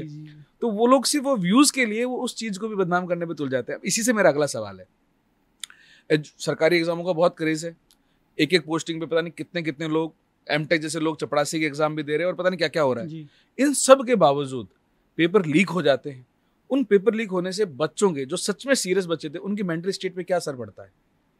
देखिए सर, जो व्यक्ति ईमानदारी से तैयारी करता है उसे इस परीक्षा की प्रणाली में कहीं भी लीकेज मिलता है। सिर्फ पेपर लीक का ही मुद्दा नहीं है। जब हम सिविल सर्विसेज की बात करते हैं, अभी 2024 का रिजल्ट आया है इसका, इंटरव्यू के लिए हमने भी क्लासेस शुरू करी हैं। तो बच्चे कई बार आते हैं, पूछते हैं सर आगे सेटिंग चलती है क्या, आपकी आगे जानकारी है तो हमें भी मदद दे दो। तो कहीं ना कहीं उनके दिमाग में चीज़ें हैं, उनको समझाते हैं कि नहीं, आप ईमानदारी से काम करिए, आपके साथ न्याय होगा। तो जो बच्चा तैयारी करता है उसे किसी भी फेज़ में अगर लगता है कि गड़बड़ है तो उसकी मनोस्थिति नो डाउट नकारात्मक होती है। और कहीं ना कहीं कुछ घटनाएं, कुछ ऐसे एग्जाम्पल्स हमारे सामने हैं कि परीक्षा की पारदर्शिता प्रभावित हुई है। तो ईमानदारी से तैयारी करने वाला बच्चा तो नो डाउट वो नेगेटिव सोचेगा ही। अभी एक SI की भर्ती है, वो रद्द हो गई। उसमें मैंने एक लड़की का वीडियो देखा, वो कह रही है कि मैंने 3 साल इस एग्ज़ाम की तैयारी को दिए हैं, अब ये भर्ती रद्द हो गई है तो मैं क्या करूँगी। वो ऐसा लग रहा है कि वो बहुत डिप्रेशन में वो बच्ची है। तो सिस्टम हमारा ऐसा बना हुआ है। तो जो जितने भी कमीशंस हैं, जो संवैधानिक, आज सरकार ने इनको संविधान ने इनको संवैधानिक मान्यता दे रखी है इंस्टीट्यूशंस को, इनकी अपनी जिम्मेदारी तय होनी चाहिए। और बार बार इस तरह कंट्रोवर्सीज रिपीटेडली होती रहती हैं। कभी SSC को लेके हो जाता है, कभी RS के एग्जाम में पेपर लीक का कितना, और उसका क्या गजब का राजनीतिक माहौल बन जाता है। अब अपन राजनीति वाले फैक्टर में तो नहीं जाना चाहते, लेकिन वो जो बच्चा है उसका जो इतने साल गए और फिर उसका तो उसकी एज खत्म हो जाती है, फिर वो दोबारा उस एग्जाम को दे ही नहीं सकता। अब कोई तो बोलने को बोलते अगर इतना था तो होना होता तो पहले हो जाता। ऐसा नहीं है कि हमारे जिस वॉल्यूम में बच्चे बैठते हैं, तो जरूरी नहीं है जिन बच्चों का नहीं हुआ वो सारे के सारे ही बेकार बच्चे थे। बिल्कुल, उनमें बहुत अच्छे बच्चे थे, वो जस्ट बिकॉज नहीं हो पाए क्योंकि बाकी बच्चे उनसे बहुत बेहतर थे। या पेपर कई बार सेट नहीं होता है, कई बार ह्यूमन एरर्स हो जाती हैं, बहुत से बच्चे पॉइंटों से रह जाते हैं, गोला फिल नहीं कर पाते हैं, टाइम मैनेजिंग, बहुत सारी चीज़ें। तो कोई अगर स्टूडेंट किसी एग्ज़ाम में पास नहीं हो पाता है तो ये उसकी योग्यता में कमी नहीं है, उसने पढ़ाई करी है, उसने वहाँ तक वो पहुँचा है। कोई अगर इंटरव्यू दे रहा है तो कहीं ना कहीं उसमें क्वालिटी तो है ही। तो बच्चे को मोटिवेट किया जाना चाहिए कि अगर मान लीजिए नहीं होता है किसी प्रकार, तो बहुत सारे फील्ड है। आपने जो ज्ञान अर्जित किया है, आपने जो मेहनत की है, आपने जो पैशन डेवलप किया है, आपने जो संघर्ष किया है, वो उसकी कीमत है। और इसके आगे भी जहाँ है, इसके आगे भी जहाँ है। करेक्ट। अब उसी पे आने वाला हूँ कि अगर किसी इंसान ने 5-7 साल अपने तैयारी में दे दिए और उसके बाद में उसको वो नहीं मिला जो वो चाहता था, वो फिर क्या करे अपने लाइफ में? देखिए सर, मैंने आपको थोड़ी देर पहले हमने बात की थी कि आप किसी भी टारगेट के लिए शिद्दत से प्रयास करें। आपके प्रयासों में कमी नहीं होनी चाहिए। अगर आपके प्रयासों में कमी है तो आप उस टारगेट को अचीव नहीं कर सकते, तो आपको मलाल भी नहीं होना चाहिए कि मैंने प्रयास नहीं किया। अगर आपने प्रयास किया है, पूरा आपने 100% दिया, नहीं हो पाया, तो ये मान के चलिए कि आपके लिए एक बड़ी मंजिल तैयार है। ऐसा हम बहुत सारे एग्जाम्पल्स देखते हैं। ठीक है, मैं मेरी स्टूडेंट का एग्जाम्पल देना चाहूँगा, वो छोटा सा एग्जाम्पल है। उसका रीट के एग्ज़ाम में सिलेक्शन हो गया था फाइनली, बट वो भर्ती कोर्ट में चली गई। वो बहुत निराश हो गई कि मेरी तो किस्मत ख़राब है, ये इतने में फर्स्ट ग्रेड की वैकेंसी आ गई। तो मैंने उसको मोटिवेट किया, मैंने कहा फर्स्ट ग्रेड की तो आप योग्यता रखते हो, आपने PG BEd कर रखी है। तो बोले नहीं सर, इसमें नहीं हुआ तो उसमें क्या होगा। फिर मैंने उसको मोटिवेट किया। उस बच्ची ने पूरे राजस्थान में बहुत अच्छी रैंक हासिल की। तो उसकी किस्मत में ये लिखा था, तो भर्ती कोर्ट में गई। अगर वो कोर्ट में नहीं जाती तो वो क्यों तैयारी करती? तो कई बार सर आपके प्रारब्ध हैं, भाग्य हैं, बहुत सारी चीज़ें हैं। इसीलिए मैं कहता हूँ कि काउंसलिंग की भूमिका बढ़ जाती है। अभी रिजल्ट RS का आया है, बहुत से बच्चे नहीं हुए तो निराश हो गए, हमारी तो किस्मत खराब है। किस्मत कोई खराब नहीं होती। आपने औरों से 2 आंसर कम लिखे हैं, आंसर आपका प्रभावी नहीं था, आपका टाइम मैनेजमेंट नहीं बैठा, जो क्वेश्चन आया आपने वो पार्ट छोड़ दिया, आपने वहाँ गलती कर दी, तो इनको आप स्वीकार करें। और चूंकि निर्णय आपका है तो आपको पछतावा नहीं होना चाहिए। ये निर्णय आपका है कि आपको इस एग्जाम देना है, आप इससे बेटर करके दिखाओ। आपने कुछ खोया तो है नहीं, ज्ञान तो हासिल किया ही है। बिल्कुल तो बहुत सारी चीज़ें हैं जिनको थोड़ा सा क्या है, बच्चों को मार्ग दिखाने वाला चाहिए, वो नहीं है। कोचिंग इंस्टीट्यूट से भी मैं जुड़ा हूँ, लेकिन एक मैं कमी महसूस करता हूँ कि हम सफल बच्चों के साथ तो खड़े हो जाते हैं, लेकिन असफल बच्चों को मुड़ के नहीं देखते। करेक्ट। तो व्यक्तिगत तौर पे मैं प्रयास करता हूँ कि मैं बच्चों के साथ जुड़ा रहूँ, ऑफलाइन ऑनलाइन जैसे भी है, उनके साथ खड़ा रह के उनको मोटिवेट करता हूँ। कई बार रात को 11-11, 12 बजे तक मैं बात करता हूँ। बच्चे मिलने के लिए भी आते हैं, उनको प्रोत्साहन देते हैं, बल्कि देखो आगे भी जहाँ है बहुत सारे एग्जाम्पल्स देते हैं, मोटिवेट करते हैं। तो ये ये भी एक इंस्टीट्यूट का काम होना चाहिए कि जो बच्चा रह गया आप उसके साथ कम से कम खड़े हैं, उसको आगे का रास्ता तो दिखाएं। करेक्ट। और एक पैरेलल व्यवस्था होनी चाहिए। किसी का लास्ट अटेम्प्ट आरएस में, आईएएस में, पीएसआई में, किसी भी एग्जाम में नहीं है तो उसको आगे आप बताएं। प्राइवेट सेक्टर में कोई कमी नहीं, जॉब्स की आप स्टार्टअप कर सकते हैं। मैं तो कह रहा हूँ कि हमारे देश में बहुत जॉब्स की कमी है, नई नई जॉब्स क्रिएट हो रही हैं। काउंसलिंग अपने आप में बड़ा दायरा है। अगर आप अच्छे वक्ता हैं, अगर आप अच्छा बोल सकते हैं तो आप किसी को समझा सकते हैं। इस टेक्नोलॉजी के दौर में भविष्य में काउंसलर्स की बहुत बड़ी नीड होगी सर। जैसे कहते हैं ना कि अगर कोई चीज बहुत गजब तरीके से बढ़ रही है तो उसको कोई गवर्न करने वाला, बिल्कुल उसको सही चीज से यूज, एआई भी है तो आज एआई को सही से यूज भी कैसे करें वो भी बताने वाला कोई इंसान चाहिए। कोई समझा रहा है कि एआई का क्या करना है, तो कोई ये भी बताए कि उसे क्या नहीं करना है। वो बैलेंस समाज में और जगह में हमेशा होना ही चाहिए। सबसे बड़ी बात अजय जी, किसी का दुख सुनने वाला चाहिए आज। हाँ, कई लोगों ने तो ये काम भी शुरू किया, पैसे लेके दुख सुन रहे हैं। बिल्कुल ये भी एक नया इनिशिएटिव शुरू हुआ है। तो ये नई प्रकार की जॉब्स क्रिएट हो ही नहीं है। अभी इसका अपने में बड़ा मार्केट है। अभी हमने कुछ दिन पहले ना आरजे मोहित है अपने जयपुर के, उनका भी पॉडकास्ट किया था। तो उन्होंने ना एक बात बताई कि ऑस्ट्रेलिया में ना एक रेस्टोरेंट खुला है। वहाँ पे क्या हुआ है कि वहाँ पे ना लोग सभ्यता से बहुत ज्यादा प्यार से इसे थक चुके हैं, तंग आ चुके हैं, बोर हो चुके हैं। तो एक रेस्टोरेंट खुला जहाँ पे बेइज्जती करके उसको खाना खिलाया जाता है। आप रेस्टोरेंट पहुंचोगे, आपको बेइज्जती से इनवाइट किया जाएगा, बेइज्जती से आपको खाना सर्व किया जाएगा और फुल बेइज्जती के साथ निकाला जाएगा। उसको एंजॉय कर रहे हैं लोग। वहाँ भीड़ लगी हुई है, लाइन लगी हुई है। मतलब हैरानी की चीज है कि कितना नया कांसेप्ट है। और जॉब्स तो क्रिएट हो ही गई। तो सर एक इस सेक्शन का एक आखिरी सवाल कि ऐसी कौन सी गलती है, हमने अभी तक ये बातें की क्या नहीं करना चाहिए, पर पूरे काउंसलिंग के आपके एक्सपीरियंस के हिसाब से ऐसी कौन सी गलती है जो इस एज में बच्चे को एक बार जरूर करनी चाहिए और ढिंडोरा पीट के करनी चाहिए? किस एज में? ये जो जस्ट जॉब लगने वाली जो एज है, अच्छा, अपन मैक्स 25 तक की मान लेते हैं, 25 साल तक की एज में, 28 साल तक की एज में भी एक ऐसी कौन सी गलती है जो हर युवा को एक बार कर लेनी चाहिए? मैं कहता हूं कि उसको कुछ नया करने की गलती करनी चाहिए। हमारा समाज कुछ भी नया करने को गलत मानता है।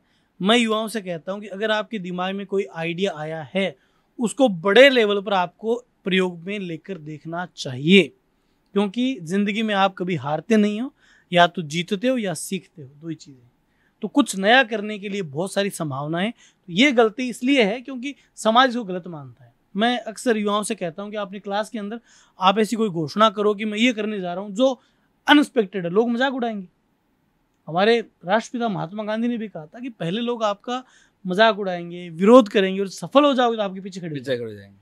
तो युवाओं को कुछ नया करने की गलती जरूर करनी चाहिए, इसमें कोई नुकसान नहीं। ये बात तो सही है। एक वो कहावत कहते हैं, ये तो फैक्ट भी है कि जिसने ये कहा था पहली बार की धरती गोल है, उसको मार दिया गया। बिल्कुल। तो नया करने का खतरा तो इतना बड़ा भी होता है, लेकिन इसका मतलब ये नहीं है कि हम वो गलती करना ही छोड़ देंगे, वो अच्छी गलती है। रिस्क आज के दौर में कैलकुलेटेड होनी चाहिए। तो बाकी आज के युवा समझदार है कंपैरेटिवली, तो वो ऐसी रिस्क लेगा जो कैलकुलेटेड हो। बाकी सीखने के लिए तो आपको नया करना ही पड़ेगा। नवाचार ऐसे ही पैदा होता है। तो सर अपन इस जर्नी को चाइल्डहुड से शुरू करके अब अपन उस स्टेज पे आ चुके हैं जब बच्चा जॉब में भी आ चुका है, और अब शायद उसके लिए लाइफ की जो नेक्स्ट सबसे बड़ी माइलस्टोन होने वाली है वो उसकी शादी है। सर अब शादी से पहले लड़का और लड़की दोनों को ही एक चीज़ का ख्वाब होता है, या मैं कहूँ कि एक डर भी हो सकता है कि उनको अपना पार्टनर जो चाहिए ना वो परफेक्ट चाहिए। मतलब मेरी बहुत अच्छी कंपैटिबिलिटी हो, हम दोनों जितने जो फिल्मों में जो हसीन यादें देखी हुई होती है हम भी वैसी ही मेमोरीज क्रिएट करेंगे, वो सब कुछ। तो क्या इस उम्मीद में वो कुछ ज़्यादा उम्मीदें बांध लेते हैं रियलिटी से दूर, या फिर वो सही है अपनी जगह कि हाँ अब मैंने अच्छी जॉब ले ली, मैं अच्छी कमाई करता हूँ, लड़की है वो भी कह रही है कि मैंने एक अच्छी एजुकेशन ले चुकी हूँ, and I am also very confident girl and I have everything, है ना? तो अब इस केस में वो सच्चाई से कितनी दूर हैं या फिर गलत के कितने पास हैं? देखिए सर, मनुष्य का एक स्वभाव है, वो अपने लिए हर एक चीज़, हर एक रिलेशन, हर एक परिस्थिति परफेक्ट चाहता है। मेरे पास बहुत से ऐसे लोग आते हैं, मैं उनसे एक ही सवाल पूछता हूँ, क्या आप खुद परफेक्ट हैं? क्या आप में कमियां नहीं हैं? क्या आप में दोष नहीं हैं? तो यहाँ आकर वो ठिठकते हैं, यहीं उसका जवाब मिल जाता है। आप परफेक्ट मत देखिए, आप सुटेबल देखिए। आपके जीवन को बेहतर बनाने वाला जीवन साथी आप ढूंढिए, ये ज़्यादा अच्छा होगा, क्योंकि इस दुनिया में कोई भी परफेक्ट नहीं है और हो भी नहीं सकता है, क्योंकि मनुष्य गलतियों का पुतला है। आप रूप रंग देखेंगे, आप क्वालिफिकेशंस देखेंगे, आप अच्छा व्यवहार भी देखेंगे, कैसे मिलेगा? और चूंकि हर व्यक्ति की अलग अलग एक्सपेक्टेशंस होती हैं, 100% कोई व्यक्ति पूरा कर नहीं सकता, ये बहुत बड़ी सच्चाई है। हम जिस दिन इसको मान लेंगे, हमारे संबंध अच्छे हो जाएंगे। अगर मैं अपनी बात करूं तो जब मैं खुद ही परफेक्ट नहीं हूं, तो मैं सामने वाले में या अपने पार्टनर में मैं परफेक्टनेस कैसे ढूंढ सकता हूं? ये बात तो सही है, लेकिन बहुत बड़ी बात है। लेकिन समाज का एक बहुत बड़ा तबका शायद ऐसा भी है जी, जो अपने अंदर अपने आप को झांक के अपनी कमियों को जानते हुए भी इग्नोर करता है, बिल्कुल। या फिर अपने आप को ही एक गलत अफर्मेशन दे देगा कि नहीं नहीं, मैं तो एकदम सही हूँ, मैं तो एकदम सही हूँ, मैं तो एकदम सही हूँ। उसको फिर अपनी गलतियां नहीं दिखती जी, और वो कहीं ना कहीं इस तरह की सिचुएशंस क्रिएट कर ही देता है। और शायद आपको, मतलब मुझे नहीं पता आपको कितना लगता है, आप अपने एक्सपीरियंस से बताएं कि ऐसे लोगों के साथ में परिवार में रिश्ते बाकी लोगों के खराब होते ही हैं या नहीं? बिल्कुल होते हैं। देखिए, जब आप अपनी कमियों को छुपाते हैं, तो हम अपनी कमियां दूसरों के सामने छुपाएंगे, हमें तो पता ही रहेगा ना। तो कहीं ना कहीं ये हमारे माइंड में कन्फ्यूज़न क्रिएट करके रखेगा, और ऐसे में व्यक्ति का संबंध जो है वो सफल नहीं हो पाएगा। तो ये तो बहुत एक सामान्य फिलोसफी की बात है कि हम अपने आप को जानें और हम फिर दूसरे को जज करें। तो ठीक है। किसी को जज करना, आई थिंक, किसी भी रिलेशन में तो गलत है। और जब आप किसी रिलेशनशिप में आ जाएं, तो उसके बाद में आप सहयोग की भावना रखिए, आप जजमेंटल मत होइए। ये सफल जीवन का आधार है, वरना पूरी जिंदगी आप इसी प्रकार से उलझे रहेंगे। इन बातों का कोई अंत नहीं है। अक्सर मेरे पास कपल्स आते हैं, वो एक दूसरे की कमियां बताते हैं। मैं उनको एक ही बात कहता हूँ, कमियों को छोड़ करके आप एक दूसरे के सहयोगी बनिए, जीवन खूबसूरत हो जाएगा। और जीवन हमारा सिर्फ इतना ही थोड़ी है कि मैं अपनी वाइफ की, कोई पत्नी है वो अपने हस्बैंड की कमियां ढूंढ के नीचा दिखाए, इसका कोई अंत थोड़ा ही है। अंतिम। आप किसी दूसरे रिश्ते में जीत जाओगे, लेकिन हस्बैंड वाइफ का या किसी भी कपल का जो रिलेशन है, उनमें हार जीत हो ही नहीं सकती। ठीक। क्यों नहीं हो सकती है? क्योंकि आपकी अपनी मजबूरियां हैं, आपके अपने लालच हैं, आपकी अपनी सुविधाएं हैं, बहुत सारी चीज़ें हैं। तो ये रिलेशन यूनिक होता है। तो आप सहयोगी बनेंगे तो ज़्यादा लाभ होगा। हाँ, हल्की फुल्की नोक झोंक चलती रहे, लेकिन जब आप फॉल्ट फाइंड करने लग जाएंगे तो फिर आपके फॉल्ट भी उनको पता है। ठीक है सर, क्योंकि आपकी साइकोलॉजी पे इतनी पकड़ है, एक साइकोलॉजिकल बेस्ड आंसर मैं आपसे रिक्वेस्ट करूंगा कि कई बार ऐसा कहते हैं कि इंसान जो करता है उसको उसकी आदत लग जाती है और उसको पता भी नहीं चलता। जी, जैसे अगर पत्नी अपने ही पति की चुगलियां करने लगे, या चलो वो एग्जाम्पल छोड़ते हैं, मान लो पति पत्नी आपस में बैठते हैं और अपनी सोसाइटी के दूसरों की चुगलियां करते हैं, या फिर उनकी सिर्फ बुराइयों के बारे में बात करें। आज इनके शर्मा जी के यहाँ ऐसा सुना, वर्मा जी के बारे में बात कर ली, किसी और के बारे में बात कर ली, राइट, अलग अलग बात करते हैं। और अब क्योंकि शादी नई नई हुई है और अपन हाइपोथेटिकल सिचुएशन लेते हैं कि अरेंज मैरिज हुई है, उनको बातें करने का एक बहाना चाहिए। तो क्योंकि इस एज में अपन आ रहे हैं, नई बॉन्डिंग हो रही है, तो कई बार क्या होता है कि जब नेगेटिव चर्चाओं से टॉपिक शुरू होता है तो उनको ऐसा लगता है कि इसमें मज़ा ज़्यादा आएगा, इसमें बातें ज़्यादा हो पाएंगी। तो क्या नई जब शादी किसी की भी हो, उन लोगों के लिए इस टॉपिक पे और उसके अलावा दूसरे इसके इर्द गिर्द टॉपिक पे आपकी तरफ साइकोलॉजिकल बेस्ड राय क्या होगी? मुझे तो बड़ा आश्चर्य इस सवाल पर है कि जब नई नई शादी होती है तो व्यक्ति को बातों के लिए समय कहाँ मिलता है। क्योंकि साइकोलॉजी ये मानती है, क्योंकि जब नई शादी होती है तो 6 से 8 महीने व्यक्ति जो फिजिकल रिलेशंस में इतना बिजी रहता है कि आई थिंक बातों के लिए समय भी नहीं रहता है। फिजिकल रिलेशंस की इंटेंसिटी भी ज़्यादा रहती है। हाँ, आपका सवाल बहुत जायज़ है। देखिए, मनुष्य का जो मस्तिष्क है या मनुष्य के जो विचार हैं वो बेसिकली नेगेटिव है।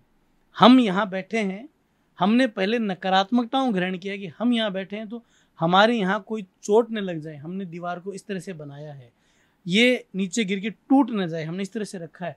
तो हमारे विचारों की शुरुआत ही नेगेटिविटी से होती है। उनको पूरा करके ही हम सकारात्मक हो सकते हैं। ओके। तो मैं ये कहना चाहूँगा कि जब भी आप बात करें तो कम से कम आप सकारात्मकता देखें। नो डाउट नेगेटिविटी आपको आकर्षित करेगी। आज भी जब हमने अखबार खोला तो सबसे बड़ी नेगेटिव खबर थी कि आज बस में इतने लोग जल गए, उसको देखा भी नहीं जाता। उससे बड़ी नेगेटिव बात क्या होगी? सुबह सुबह व्यक्ति अपना दिन शुरू करता है और ऐसी खबर देखता है। अब वो नेगेटिव खबर हमारे लिए जाननी जरूरी है। क्यों? क्योंकि भविष्य में ऐसी घटना न हो।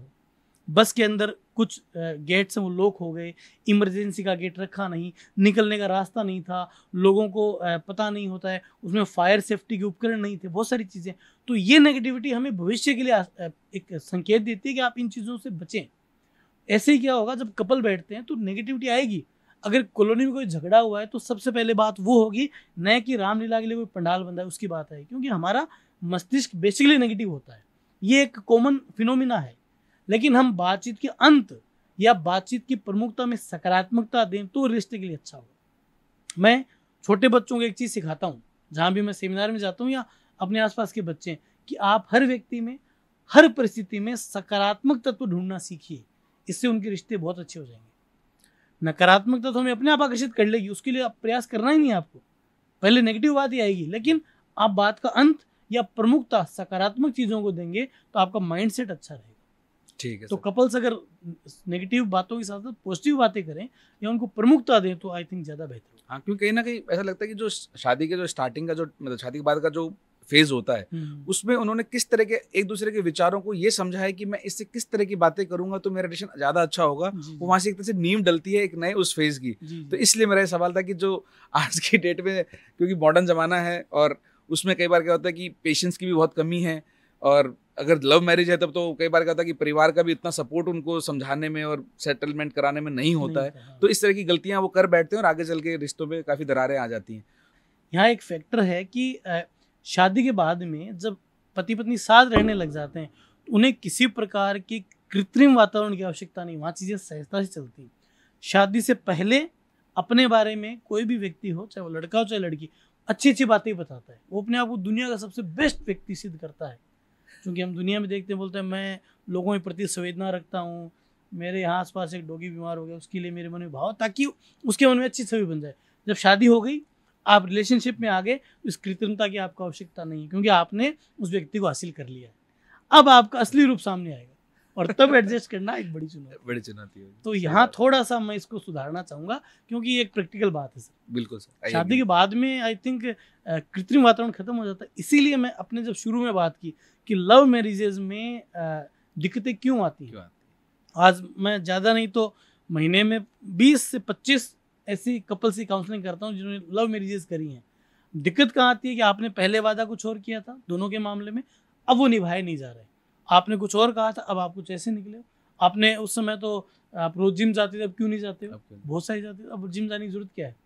आपको हासिल करना था, हमने कर लिया, दैट्स इट। तो ये चीज़ें फैक्टर करती है, ह्यूमन नेचर है, इसमें कोई अलग वाली बात नहीं है। Okay sir. तो अब इससे पहले कि रैपिड फायर में जाऊँ, उससे पहले एक ऐसा मुद्दा जो मुझे लगता है कि शायद आप बहुत अच्छे से इस पर राय दे पाओगे, कि जब कोई घटना हमारे साथ घट जाती है, चाहे या फिर लाइफ का कोई बहुत बड़ी चीज़ हम हासिल करना चाहते थे वो नहीं हो पाती है, जैसे एग्ज़ाम में सिलेक्शन नहीं हो पाना, लव कपल्स का ब्रेकअप हो जाना, या फिर कोई प्रमोशन मुझे चाहिए था वो नहीं मिला, वगैरह वगैरह, कुछ भी इस तरह की एक बड़ी इंसिडेंट है लाइफ में घटी। अब उसको हैंडल करने के बहुत सारे तरीके हो सकते हैं, जिसमें मोटा मोटी मुझे लगता है कि 2 कैटेगरी हैं। एक वो लोग जो उस टाइम पे अपने आप को बिल्कुल एकांत में ले लेते हैं और बोलते हैं मुझे थोड़ा टाइम दो, मैं अकेले में अपने आप को इसके लिए प्रिपेयर करता हूँ और फिर मैं वापस अपनी ज़िंदगी में बिजी होऊंगा। और दूसरी तरफ वो लोग जो बोलते हैं कि नहीं, लाइफ तो ऐसी चलनी थी, मैं अपने आप को थोड़ा और बिजी कर लेता हूँ कि इस बारे में सोचूं ही ना। आपके हिसाब से, साइकोलॉजी के हिसाब से कौन सा तरीका सही है, या फिर दोनों अपनी अपनी जगह सही है? देखिए सर, आपने बहुत अच्छा सवाल पूछा है। आज के दौर में ये एक बड़ा चैलेंज है। बहुत से लोग क्या करते हैं, जो युवा किसी एग्ज़ाम में फेल हो गए, रिलेशनशिप में विफल हो गए, वो शराब का सहारा लेते हैं, अकेले रहने लग जाते हैं। मैं एक चीज़ कहता हूँ कि मनुष्य सामाजिक प्राणी है। आप जब भी परेशान हो, आप समाज में निकल जाओ। इसका फ़ायदा क्या होगा, आप बहुत सारे लोगों को देखोगे और आपको लगेगा कि मेरी ज़िंदगी में जो समस्याएं, चुनौतियां, विफलताएं, बाधाएं हैं, उससे तो बहुत ज़्यादा लोग परेशान हैं। इसीलिए कहा जाता है कि किसी व्यक्ति को बुरे समय में अकेला नहीं छोड़ना चाहिए। जब आप समाज में घूमोगे तो आपको अपने से बदतर स्थिति में भी लोग मिलेंगे, बेहतर स्थिति में भी लोग मिलेंगे, और आपको सोल्यूशन भी मिल जाएगा, आपको इसका मिल जाएगा। हाँ, कुछ लोगों का व्यक्तित्व इंट्रोवर्ट होता है, तो वो अपने आप में मंथन करके समस्या का समाधान कर लेते हैं, तो वो रेयर मामले हैं, रेयरेस्ट ऑफ द रेयर मामले हैं। लेकिन ज़्यादातर मामलों में व्यक्ति सामाजिक प्राणी है। समाज से अगर हम हिल ले लेते हैं तो उससे बेहतर कुछ नहीं हो सकता। से कई बार क्या होता है ना कि हमें सॉल्यूशन पता भी होता है, बट फिर भी हमें 10 लोगों से सुनना होता है ताकि हम उसको एक ना वैलिडेशन की तरह देखते हैं कि जो मैं सोच रहा हूँ वही सही है। लेकिन सर ऐसा भी तो हो सकता है ना उस सिलसिले में हम जाएं और हमें कोई इंसान कुछ और सॉल्यूशन दे दे और वो मेरे लिए सही ना हो, तो उस सिचुएशन में हर बार हर चीज के लिए हर प्रॉब्लम में दूसरे सॉल्यूशन लेना सही है? देखिए कई सारे इसमें फैक्टर्स काम करते हैं। एक तो आपको अपनी समस्या का निदान करना जरूरी है, समस्या की पहचान करनी जरूरी है कि क्या ये समस्या है। कई बार व्यक्ति को लगता है कि वो बीमार है, वो 10 डॉक्टर्स के पास चला गया, डॉक्टर ने कहा कुछ भी नहीं है। अब वो ये चाहता है कि कोई व्यक्ति ऐसा कहे कि नहीं तुम बीमार हो और ये दवा खा के तुम ठीक हो जाओगे। तो हमारा जो सबकॉन्शियस माइंड है वो इसमें भूमिका निभाता है। तो आपको राय कई लोगों से लेनी चाहिए, लेकिन जो फैक्ट और वैल्यूज हैं उनके बीच में तो आपको संतुलन बनाना ही पड़ेगा, क्योंकि हर व्यक्ति अपने जीवन की परिस्थिति के अनुसार निर्णय देता है। अब आप मुझसे पूछेंगे तो मैं दिन में 50-60 लोगों से मिलता हूँ, जुलता हूँ, तो अनुभव का दायरा कहीं ना कहीं बढ़ता जाता है। तो मैं आपको नए नए सोल्यूशन दे सकता हूँ। बहुत से डॉक्टर्स मेरे मित्र हैं, साइकेट्रिस्ट मेरे मित्र हैं, तो वो नई नई पद्धतियाँ बताते हैं। योग प्राणायाम की भी चीज़ें हैं तनाव दूर करने की, तो ये सारी चीज़ें। तो व्यक्ति को कई बार चीज़ें पता भी होती हैं। जब आपने कहा कि वो दूसरों से सुनता है तो सबकॉन्शियस माइंड में वो बात पक्की हो जाती है। फॉर एग्जाम्पल, एक बच्चा मेरे पास आया, उसने कहा कि सर मेरा रूटीन गड़बड़ है और मुझे पता है कि मुझे 4 बजे उठना चाहिए, मैं नहीं उठ पाता हूँ। तो मैंने उसको कहा कितने बजे उठते हो? बोले मैं 9-10 बजे उठता हूँ। तो मैंने कहा 4 बजे वाली बात पुरानी हो गई, जब लोग ब्रह्म मुहूर्त में उठते थे। आजकल तो संभव नहीं है, क्योंकि आप 4 बजे उठोगे लेकिन आपके जो दोस्त हैं वो रात को 2 बजे सोएंगे, तो आपका कम्युनिकेशन कैसे होगा? आप 10 बजे रात को सोना पड़ेगा आपको। तो आप 4 बजे नहीं, आप 7 बजे का नहीं हो, उस समय भी प्रकृति ठीक है, कोई दिक्कत नहीं, आप पार्क में चले जाओ, योग कर सकते हो। तो 4 बजे का स्लॉट 7 बजे आ गया। उसने कहा ये बात मेरी ठीक है। अब वो 1-2 महीने से परेशान था, 4 बजे कैसे उठूँ, कैसे उठूँ, फैमिली भी सपोर्ट नहीं कर रही है। बोले उठ जाओ लेकिन हमें डिस्टर्ब मत करना। और जब 4 बजे उठोगे तो रात को 10 बजे सोओगे। बड़ा भाई 11 बजे काम करके आता है, तो वो भी संभव नहीं है। वो रेड बुल में परेशान था, तो बीच का रास्ता निकल गया। सही है। तो चीज़ें अपनी परिस्थितियों के अनुसार आपको बदलनी चाहिए। बहुत से लोग तो पूरी रात जागते हैं, सुबह सोते हैं, वो भी जीवन में सफल है। सही बात। और कुछ लोग अमेरिकन शिफ्ट्स में काम करके पैसा कमाने के लिए भी रात भर जागते हैं। बिल्कुल जागते हैं। तो सर अब जितने भी मेरे इस तरह के सवाल थे उनमें से अधिकतर मैंने पूछ लिए। अब हम चलते हैं एक रैपिड फायर राउंड की तरफ, क्योंकि आजकल इंस्टा रील्स की तरह इन शॉर्ट कंटेंट्स का भी काफ़ी डिमांड रहता है लोगों का। तो हमने भी जो मोटिवेशन है, यूथ है, इनके ऊपर ही ये सवाल रखने की कोशिश करी है। तो जो सबसे पहले वाली जो अपनी कैटेगरी सवाल की, उसमें सर ऐसा है कि मैं एक सिम्टम्स की या एक डिस्कम्फर्ट टाइप की बात करूंगा। आप उनके कोई 3 साइंस बताएं कि अगर उस इंसान को लगता है कि उसके जीवन में ये चीज़ है तो इन साइंस से वो समझ जाए। जैसे फॉर एन एग्जाम्पल डिप्रेशन और एंग्जाइटी। तो जब मैं आपसे डिप्रेशन और एंग्जाइटी के बारे में रिक्वेस्ट कर रहा हूँ तो आप उनके 3 साइंस बताएं। कई बार होता है ना कि हमें कोई चीज़ है पर हमें पता नहीं है, है ना, वैसी। तो अब मैं शुरू करता हूँ सर। तो सबसे पहला पॉइंट यही है, 3 साइंस डिप्रेशन और एंग्जाइटी के। देखिए सबसे पहला साइन तो ये है कि उस व्यक्ति को रात को अच्छी सी नींद नहीं आएगी। हम एक नींद का क्राइटेरिया मानते हैं कि 6 से 8 घंटे होनी चाहिए, तो उस व्यक्ति को बेचैनी रहेगी, वो रात को ढंग से सो नहीं पाएगा। दूसरा इसका साइन है कि वो किसी एक चीज़ पे फोकस नहीं कर पाएगा। आपने उससे सवाल पूछा तो दोबारा हाँ क्या कहा आपने, ये सब करेगा। और तीसरा ये है कि उसके जीवन में कोई पॉजिटिविटी नहीं रहेगी। आप उसको कहोगे यार दीपावली आ रही, बोले यार दीपावली आ रही, पटाखे बजाएंगे, लोग डिस्टर्ब होंगे, ये सब, तो वो हर बात में नेगेटिव बात ही करेगा। तो ये 3 चीज़ें हैं। हालांकि एंजाइटी और डिप्रेशन अलग अलग है, लेकिन कॉमन रूप में हम इन दोनों को, इन 3 चीज़ों के साथ में जोड़ सकते हैं। और एंजाइटी का एक बड़ा लक्षण ये है कि व्यक्ति को लगेगा कि मैं कुछ बीमार हूँ अंदर से, नए नए सिम्टम्स वो करेगा कि भाई मेरा हार्ट बीट बढ़ रही है, मेरा सर दुख रहा है, मुझे बीमारी तो नहीं होगी। ये एंजाइटी का एक कॉमन लक्षण आज के युवाओं में देखा जाता है। तो स्ट्रेस और डिप्रेशन और एंजाइटी के कॉमन 3 लक्षण हैं। अगला जो आजकल इस सोशल मीडिया की वजह से शायद मुझे लगता है कि बढ़ गया है, अटेंशन डेफिशिएंसी। इनके 3 साइंस। देखिए सर, इसका पहले मैं कारण बता दूं आपको। एक तो ये रील वाली प्रॉब्लम है। बच्चा जल्दी रील जब देखते हैं तो उसके विषय अलग अलग हैं, तो हम एक जगह कंसंट्रेट नहीं कर पाते।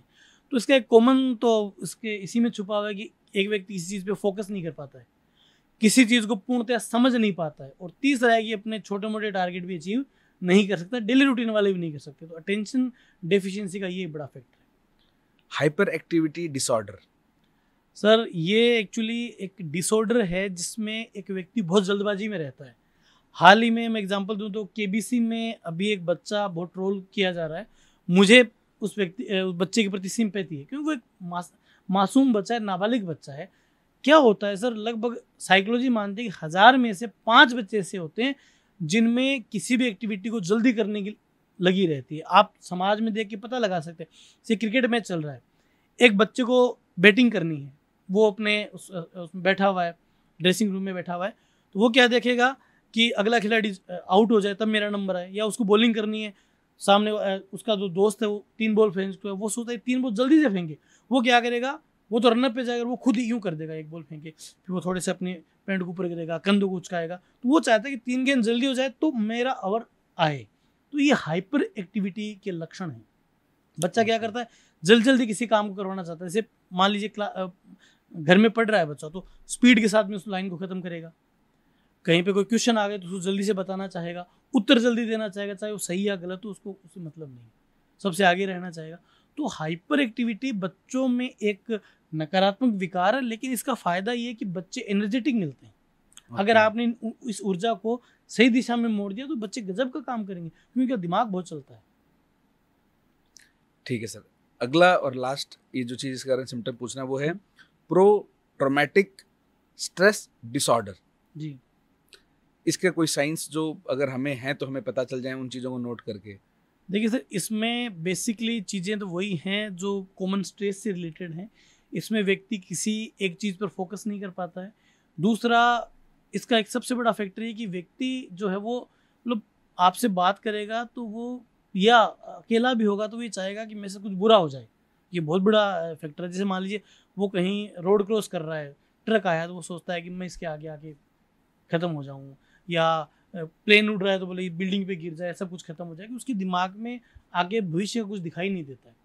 और तीसरा बड़ा फैक्टर होता है कि इस फिनोमिना में कि व्यक्ति की जो डाइट है वो शेड्यूल बिगड़ जाता है, या तो भूख बहुत ज़्यादा लगती है या बहुत कम लगती है।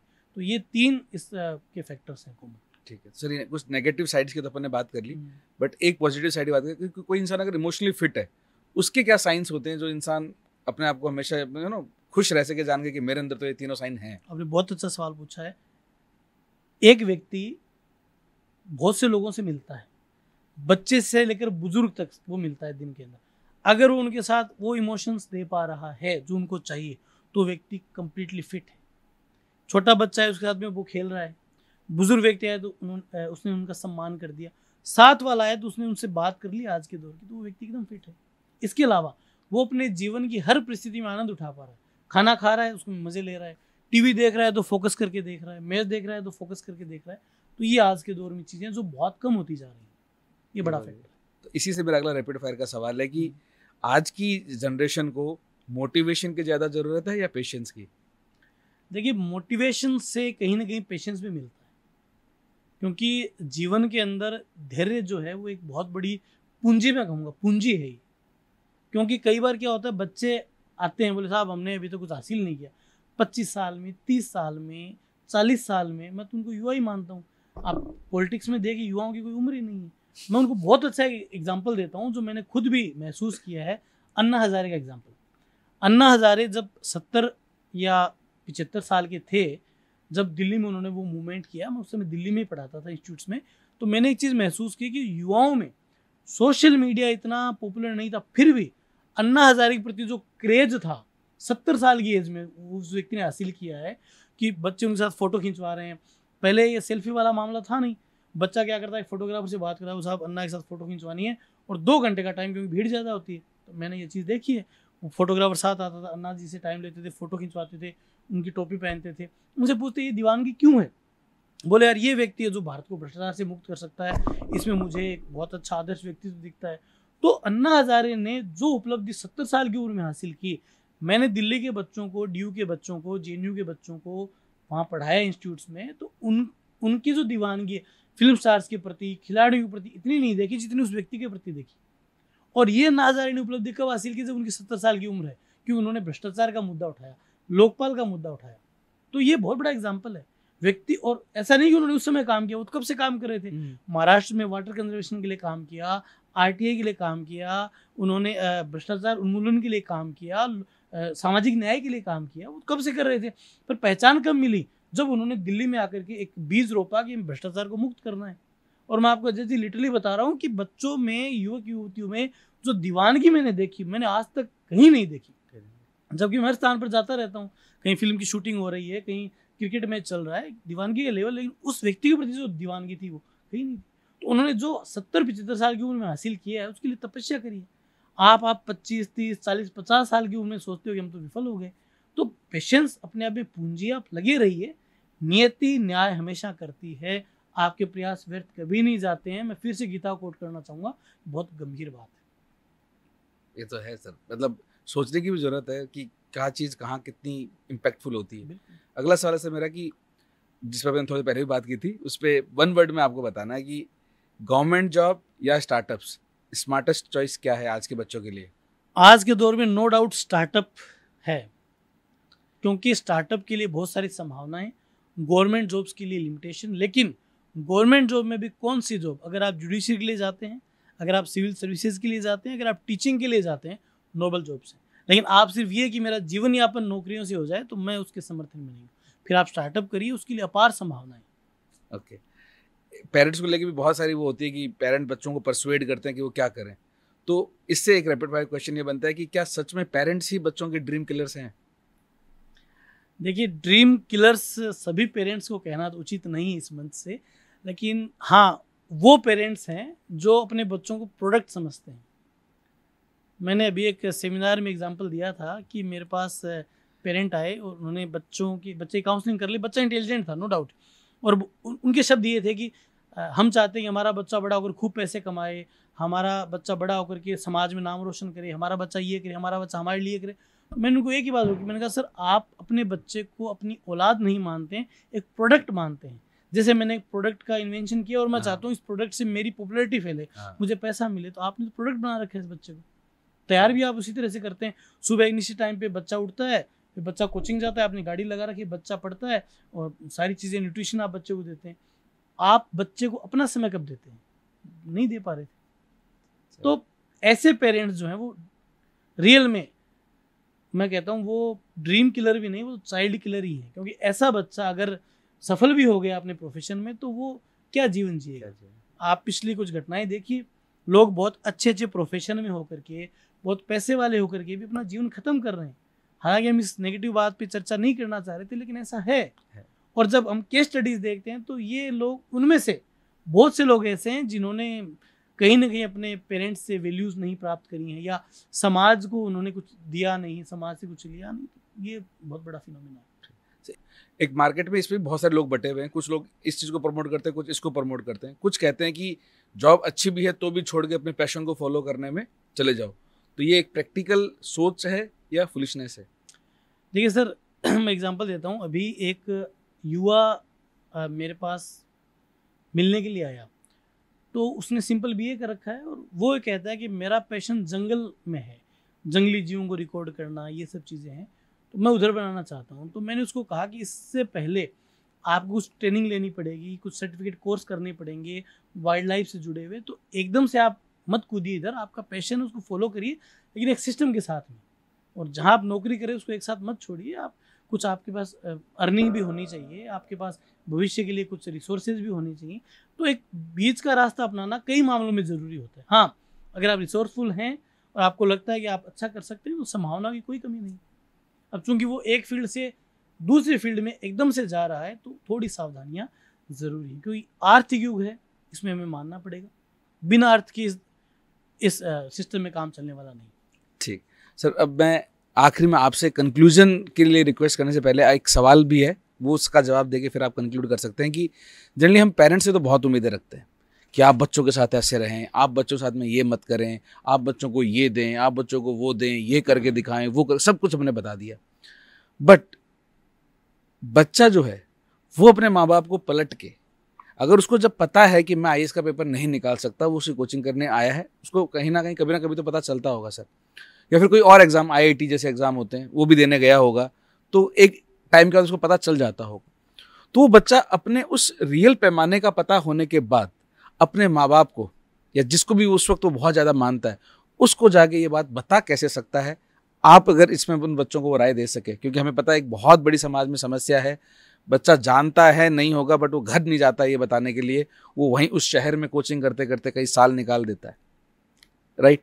तो वो बच्चे अपने माँ बाप को ये चीज़ कैसे कम्युनिकेट करें, ये और उसके बाद में आपकी तरफ से जो भी आप हमारे ऑडियंस को एज ए कंक्लूजन शेयर करना चाहें सर। सर आपने बहुत अच्छा सवाल पूछा है। ये आज का एक बहुत बड़ा चैलेंज है। इसके पीछे दो फैक्टर काम करते हैं। एक तो बच्चा जब ये महसूस करता है कि मुझसे एग्ज़ाम नहीं निकलेगा तो वो दो चीज़ें सोचता है। एक, माँ बाप ने जो एफर्ट किया है मैं उनको किस मुंह से जाकर बताऊं कि मैं विफल होने वाला हूं या हो रहा हूं। दूसरा, पीयर प्रेशर। उसके साथ के 8, 10, 15, 20 बच्चे जितना भी उनका ग्रुप है वो मेहनत से तैयारी कर रहे हैं। कुछ लोग सेलेक्ट हो चुके हैं और कुछ टेस्ट में इतना अच्छा परफॉर्म करते हैं वो सिलेक्ट होंगे ही होंगे। इन दो ध्रुवों के बीच में बच्चा पिसता है। अब इसमें बच्चा जिस भी एज में वो उतनी मेच्योरिटी नहीं रखता जितना माता पिता रखते हैं। तो यहाँ मैं बच्चे से ज़्यादा माता पिता से अनुरोध करूँगा कि अपने बच्चे से आप रेगुलर बात करें। और जब भी बच्चे को लगता है कि इस एग्ज़ाम में मेरा नहीं होगा, मैं इसके लिए नहीं बनाऊँ, कोई बात नहीं। उस बच्चे के व्यक्तित्व में बहुत सारे गुण होंगे, उसने पढ़ाई करी, उसने ज्ञान हासिल किया, बहुत सारी संभावनाएं। सबसे खुशहाल जीवन तो ये है कि बच्चा आपका खुश रहे, प्रोफेशन चाहे कोई भी हो, आप अपने बच्चे के साथ में हैं, बच्चा खुश है, परिवार खुश है, इससे बड़ी खुशी भारतीय संदर्भ में हो नहीं सकती। अब बच्चा तैयारी कर रहा है, उसको लगता है वो नहीं पास हो पाएगा, बच्चा घुट रहा है, माता पिता भी श्योर नहीं, कल को वो गलत कदम उठा लेगा, उसके बाद में परिवार का क्या होगा। तो बच्चा अगर मेच्योर है तो माता पिता को बताए कि मैं इसके लिए नहीं बनाऊं, नो डाउट। और माता पिता जो है वो आपको निराश भी नहीं करेंगे। और माता पिता की जिम्मेदारी बड़ी है क्योंकि बच्चा नासमझ है, कई मामलों में बच्चे नाबालिग होते हैं। तो माता पिता खुद बच्चे से संवाद करें कि जीवन में क्या चल रहा है, आपको क्या चाहिए। संवाद से बढ़िया चिकित्सा आज के दौर में नहीं हो सकती। संवाद से बढ़िया समाधान आज के दौर में नहीं हो सकता है। संवाद से बड़ा रामबाण आज के दौर में नहीं हो सकता है। हाँ, क्योंकि बाकी सब कुछ जो भी होना है वो पहले संवाद होने के बाद ही होना है। बिल्कुल। डॉक्टर भी बिना संवाद की दवाई नहीं दे सकता। और सबसे बड़ी भूमिका मदर की होती है। मेरा अभी तक की काउंसलिंग का अनुभव ये रहा है कि माता पिता में से बच्चा जो है वो बाहर पढ़ रहा है, घर में पढ़ रहा है, अपनी माँ के करीब होता है, तो मम्मी की भूमिका, मदर की भूमिका बढ़ गई और बच्चे को भी अपनी सारी बातें मदर को बता देनी चाहिए, सॉल्यूशन निकल जाता है। क्योंकि दुनिया में, मैंने अभी आपको एग्जांपल दिया, अन्ना हजारे का एग्जांपल दिया, उनसे बड़ा रोल मॉडल क्या होगा।